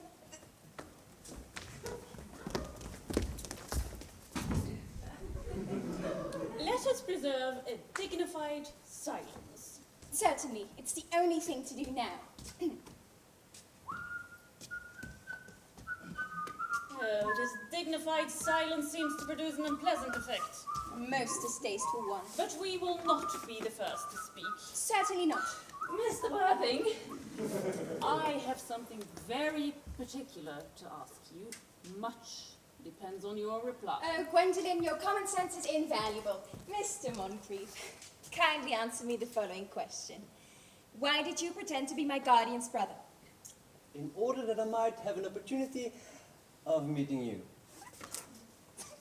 That certainly seems like a satisfactory explanation, does it not? Yes, dear, if you can believe him. Oh, I don't. But it does not affect the wonderful beauty of his answer. So true. In matters of grave importance, style, not sincerity, is the vital thing. Mr. Worthing, what explanation can you offer to me for pretending to have a brother? Was it in order that you might have an opportunity of coming up to town to see me as often as possible? Can you doubt it, Miss Fairfax? Oh, I have the gravest doubts upon the subject, but I intend to crush them. This is not the moment for a German skepticism. Their explanations appear to be quite satisfactory, especially Mr. Worthing's. That seems to me to have the stamp of truth upon it. Well, I am more than content with what Mr. Moncrief says. Then you think we should forgive them? Yes. I mean, no. Oh, true. I had forgotten. There are principles at stake that one simply cannot surrender. Which of us should tell them? The task is not a pleasant one. Couldn't we both speak at the same time? Oh, an excellent idea. I nearly always speak at the same time as other people. Will you take the time for me? Certainly. Your Christian names are still an insuperable barrier. That is all. Our Christian names? Is that all? But we're going to be christened this afternoon. Oh, for my sake, you are prepared to do this terrible thing. I am. To please me, you're ready to face this fearful ordeal. I am. Oh, how absurd to talk of the equality of the sexes when matters of self-sacrifice are concerned. Men are infinitely beyond us. We are. They have moments of physical courage of which we women know absolutely nothing. Darling! Darling! Lady Bracknell, Good heavens. Gwendolen, what does this mean? Merely that I am engaged to Mr. Worthing, Mamma. Come here, sit down. Sit down immediately. Hesitation of any kind is a sign of mental decay in the young, physical weakness in the old. Apprised, sir, of my young daughter's sudden flight by her trusty maid, whose confidence I purchased by means of a small coin, I followed her at once by a luggage train. Her unhappy father is, I'm glad to say, under the impression that she is following a more than usually lengthy lecture by the University Extension Scheme on the influence of a permanent income on thought.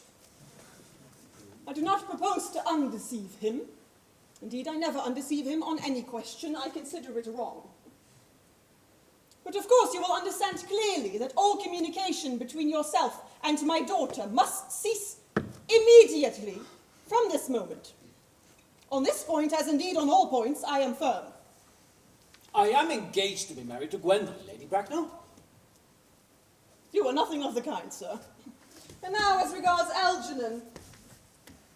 Algernon, Yes, Aunt Augusta. may I ask if it is in this house that your invalid friend Mr. Bunbury resides? Bunbury? No, Bunbury doesn't live here. Bunbury is somewhere else at present. In fact, Bunbury is dead. Dead? Well, why did Mr. Bunbury die? His death must have been very sudden. Oh, I killed Bunbury this afternoon. Poor Bunbury died this afternoon. Well, what did he die of? Bunbury, he was quite exploded. Exploded? Was he the victim of a revolutionary outrage? I was not aware that Mr. Bunbury was interested in social legislation. If so, he is well punished for his morbidity. I mean, Aunt Augusta, that Bunbury was found out. The doctors, they found out that Bunbury could not live. That is what I mean. So poor Bunbury died. Well, he must have had great confidence in the opinion of his physicians. However, I am glad that he arrived at the last to some definite course of action and acted under proper medical advice. And now that we have gotten rid of this Mr. Bunbury, may I ask Mr. Worthing, who is that young person whose hand my nephew Algernon is now holding in what seems to me a peculiarly unnecessary manner? That lady is Miss Cecily Cardew, my ward. I'm engaged to be married to Cecily, Aunt Augusta. I beg your pardon? We are engaged to be married, Lady Bracknell. I do not know if there is anything peculiarly exciting in the air in this particular part of Hertfordshire, but the number of engagements that go on here seem to me to be considerably above the proper average that statistics have laid out for our guidance. I suppose some preliminary inquiry from my part would not be out of place. Mr. Worthing, is Miss Cardew at all connected to any of the larger railway stations in London?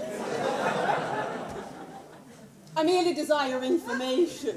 You see, until yesterday, I had no idea that there were families or persons whose origin was a terminus.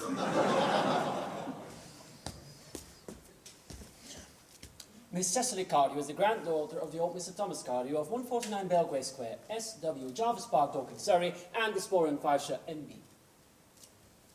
Well, that sounds not unsatisfactory. 3 addresses always inspire confidence, even in tradesmen. But what proof have I of their authenticity? I have carefully preserved the court guides of the period. They are open to your inspection, Lady Bracknell. Oh, I have known grave errors in that publication. Miss Cardew's family solicitors are Messrs. Markby, and Markby. Markby, and Markby. A firm of the very highest position in their profession. Indeed, I've been told that one of the Mr. Markbys is often seen at dinner parties. So far, I am satisfied. Oh, that's very kind of you, Lady Bracknell. I have also in my possession, you will be pleased to hear, certificates of Miss Cardew's birth, baptism, registration, vaccination, confirmation, whooping cough, and the measles. Both English and German variety. Ah, life crowded with incident, I see. Though perhaps somewhat too exciting for a young girl, I am not myself in favor of premature experiences. Gwendolen, the time approaches for our departure. We have not a moment to lose. As a matter of form, Mr. Worthing, I had better ask you if Miss Cardew has any little fortune. Oh, about £130,000 in the funds. That's all. Oh, goodbye, Lady Bracknell. So pleased to have seen you. A moment, Mr. Worthing. £130,000 and in the funds. Miss Cardew seems to me a very attractive young lady now that I look at her. Few girls of our age have any really solid qualities, any of the qualities that last and improve with time. We live, I regret to say, in an age of surfaces. Come here, dear.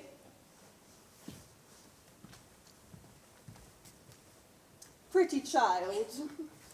Your dress is sadly simple, and your hair seems almost as nature might have left it. But we could soon alter all that. A thoroughly experienced French maid can produce a marvelous result in a very brief space of time. I remember recommending one to young Lady Lansing once, and after 3 months, her own husband did not know her. And after 6 months, nobody knew her.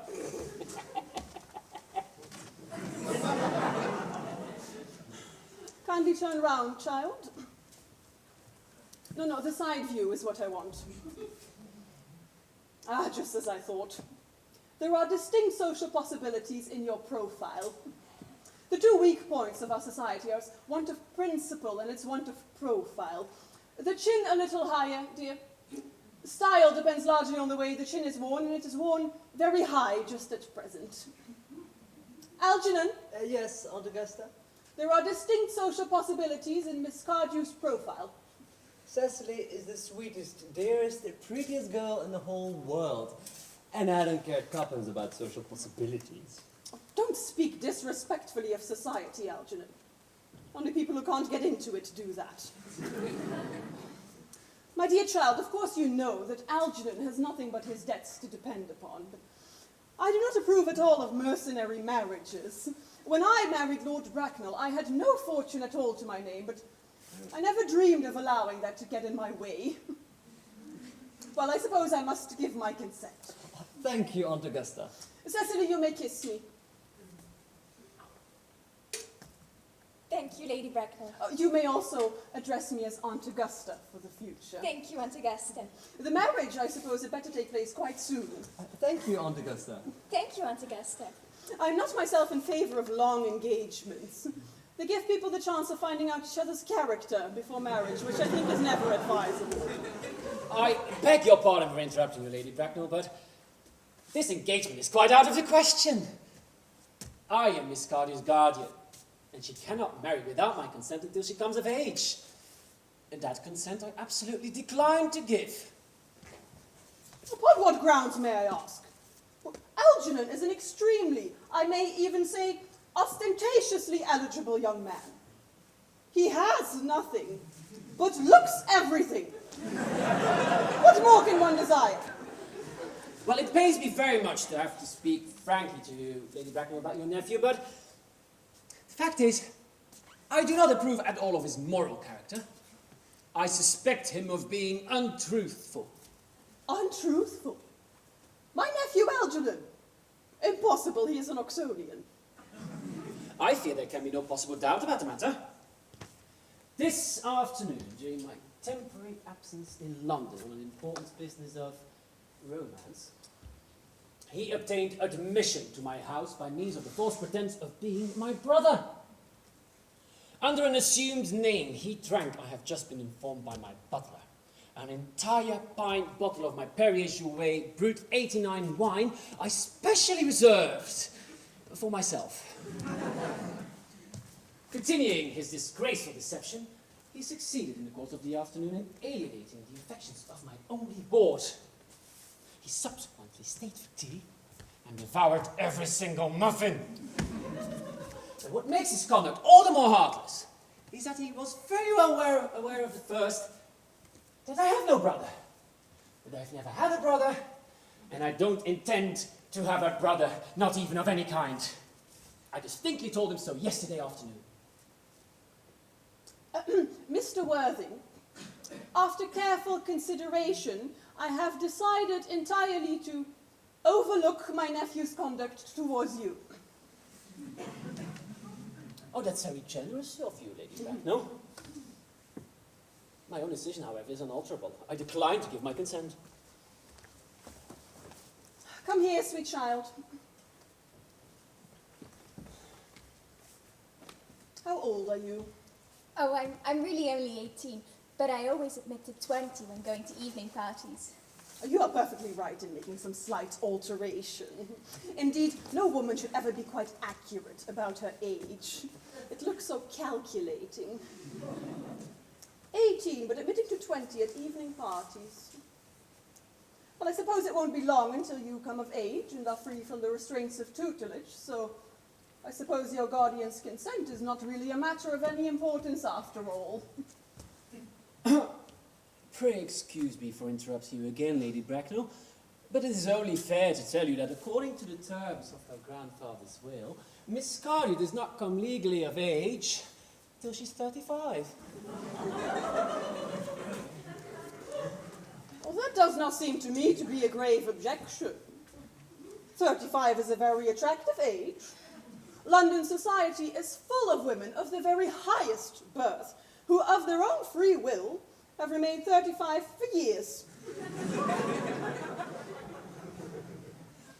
Yes, Lady Lansing is a case in point. To my own knowledge, she has been 35 ever since she arrived at the age of 40, which was many years ago now.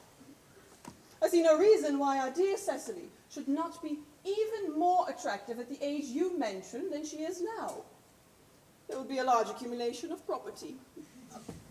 Elchie, could you wait for me until I was 35? Of course I could, Cecily. You know I could. Yes, I felt it instinctively, but I couldn't wait for all that time. I hate waiting, even for anybody, for 5 minutes. It always makes me rather cross. I'm not very punctual myself, I know, but I do like punctuality in others, and waiting, even to be married, is quite out of the question. And what is to be done, Cecily? I don't know, Mr. Moncrief. My dear Mr. Worthing, seeing as Miss Cardew states positively that she cannot wait until she is 35, a remark which I am bound to say seems to point to a somewhat impatient nature, I would beg of you to reconsider your decision. But my dear Lady Bracknell, the matter is entirely in your own hands. The moment you consent to my marriage to Gwendolen, I will most gladly allow your nephew to form an alliance with my ward. I suppose you know that what you propose is out of the question. Then a passionate celibacy is all that any of us can look forward to. Well, that is not the destiny that I propose for Gwendolen. Algernon, of course, can decide for himself. Come, dear, we've already missed 5, if not 6 trains. To miss any more might expose us to comment on the platform. Everything is quite ready for the christenings. The christening, sir! Is not that somewhat premature? Both these gentlemen have expressed a desire for immediate baptism. At their age! Oh, the idea is grotesque and irreligious. Algernon, I forbid you to be baptized. I will not hear of such excesses. Lord Bracknell would be highly displeased if he learned that that was the way in which you wasted your time and money. Am I to understand then that there are to be no christenings at all this afternoon? I think that as things are now, it wouldn't be much of a practical value to either of us, Dr. Chasuble. I'm grieved to hear such sentiments from you, Mr. Wilde. They savor of the heretical views of the Anabaptists, views I've completely refuted in 4 of my unpublished sermons. However, as your present mood is peculiarly secular, I will return to the church at once. Indeed, I've just been informed by the pew opener that for the last hour and a half Miss Prism has been waiting for me in the vestry. Miss Prism? Oh, did I hear you mention a Miss Prism? Yes, Lady Bracknell, I'm on my way to join. Oh, pray allow me to detain you for a moment. This matter could prove to be one of vital importance to Lord Bracknell and myself. Is this Miss Prism a female of repellent aspect, remotely connected to education? She is the most cultivated of ladies and a very picture of respectability. Oh, it is obviously the same person. May I ask what position she holds in your household? I'm a celibate, madam. Miss Prism, Lady Bracknell, has for the last 3 years been Miss Cardio's esteemed governess and valued companion. In spite of what I hear of her, I must see her at once. Have her be sent for.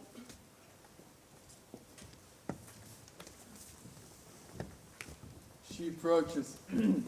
She is 9. Dear Doctor, I was informed you were expecting me in the vestry. I've been waiting for you there this hour and 3/4. Prism! Come here, Prism.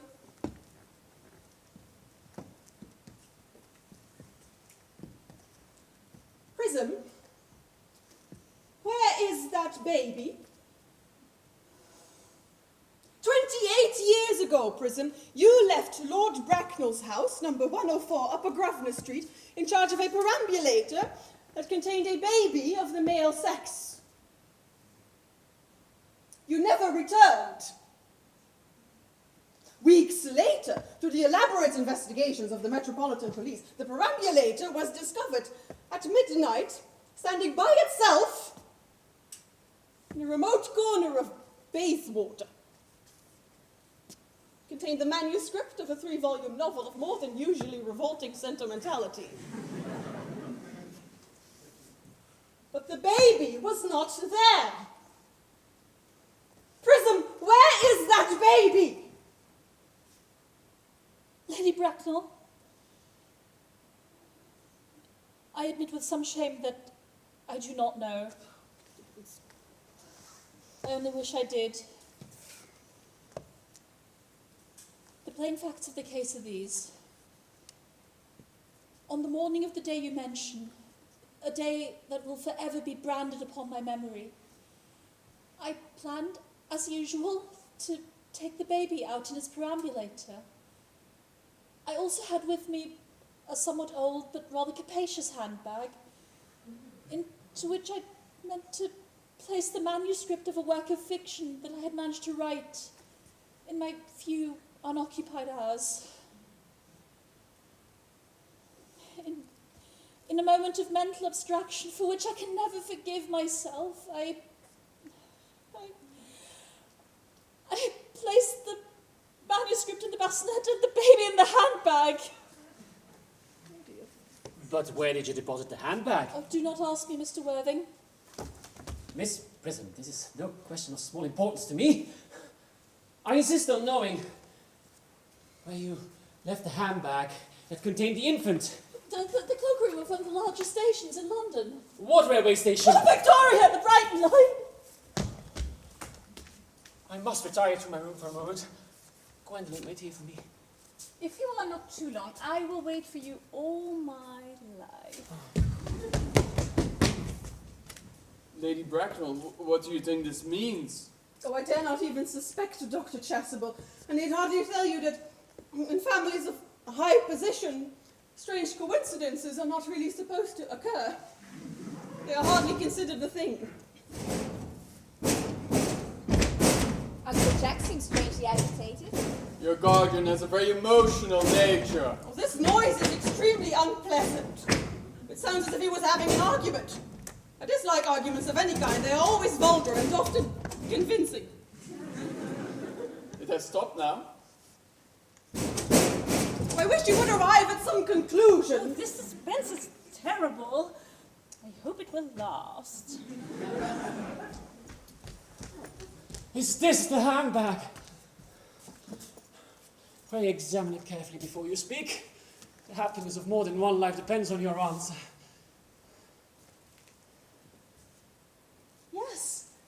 Yes, it appears to be mine. But here is the injury it received at the upsetting of a Gower Street omnibus. And here is the staining of the lining that was the result of the explosion of a temperance beverage, an incident that occurred at Leamington. Oh yes, and here on the lock my initials. I'd quite forgotten that in an extravagant mood I'd had them placed there. Yes, it is undoubtedly mine. I'm delighted to have it restored to me so unexpectedly. It's been a great inconvenience being without it all these years. More has been restored to you than just this handbag. I was a baby you placed in it. You? Yes! Mother! Oh, good heavens. Mr. Worthing, I'm unmarried. Unmarried? Oh, I cannot deny that is a serious blow. But after all, who can cast a stone against one who has suffered? Cannot repentance wipe out an act of folly? Why should there be one law for men and another for women? Mother, I forgive you. Mr. Worthing, there has been some error. This is the lady who can tell you who you really are.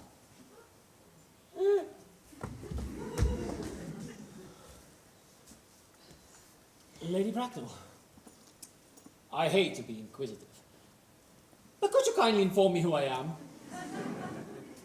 I'm afraid that the news that I have to give you will not altogether please you. You are the son of my poor sister, Mrs. Moncrief, and consequently, Algernon's elder brother. Algy's elder brother? Yeah. I have a brother? I knew I had a brother. I always said I had a brother. Cecily, how could you have ever doubted that I have a brother?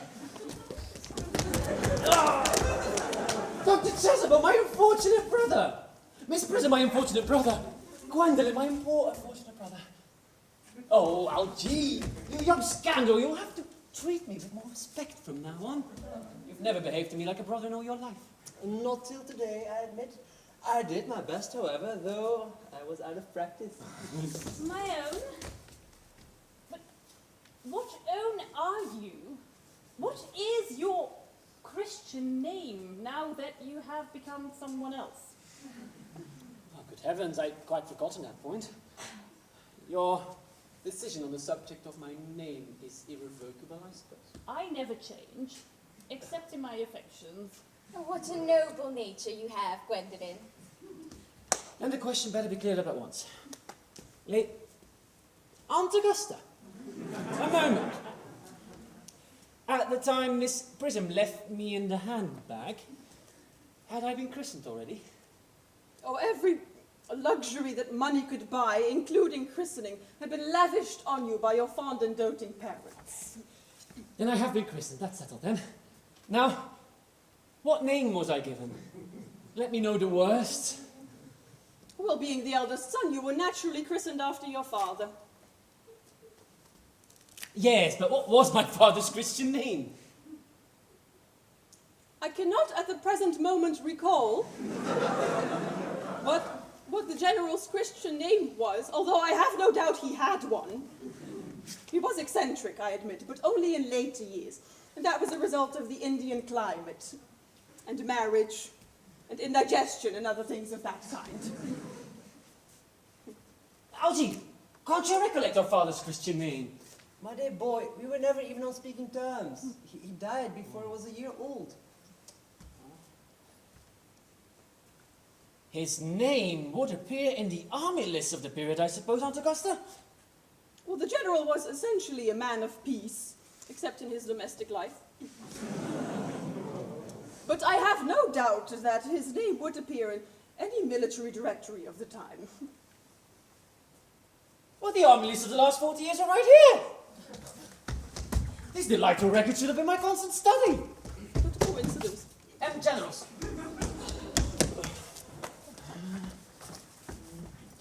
Malum, Maxton, Magley. Oh, what ghastly names they have.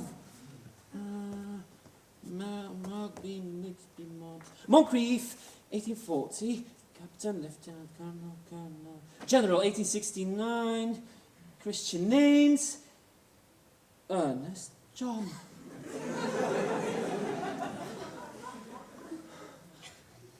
I always told you, Gwendolyn, that my name was Ernest, didn't I? Well, it is Ernest after all. It naturally is Ernest. Yes, I remember now that the general was called Earnest. I knew I had a particular reason for disliking the name. My own Ernest. Oh, I felt from the first that you could have no other name. Oh, Gwendolyn, it is a terrible thing for a man to find out suddenly that all his life he has been speaking nothing but the truth. Can you forgive me? I can, for I feel that you are sure to change. Oh, my own one. Letitia! Frederick, at last! Cecily, at last! Gwendolyn, at last. My nephew, you seem to be displaying signs of triviality. On the contrary, Aunt Augusta, I've now realized, for the first time in my life, the vital importance of being earnest.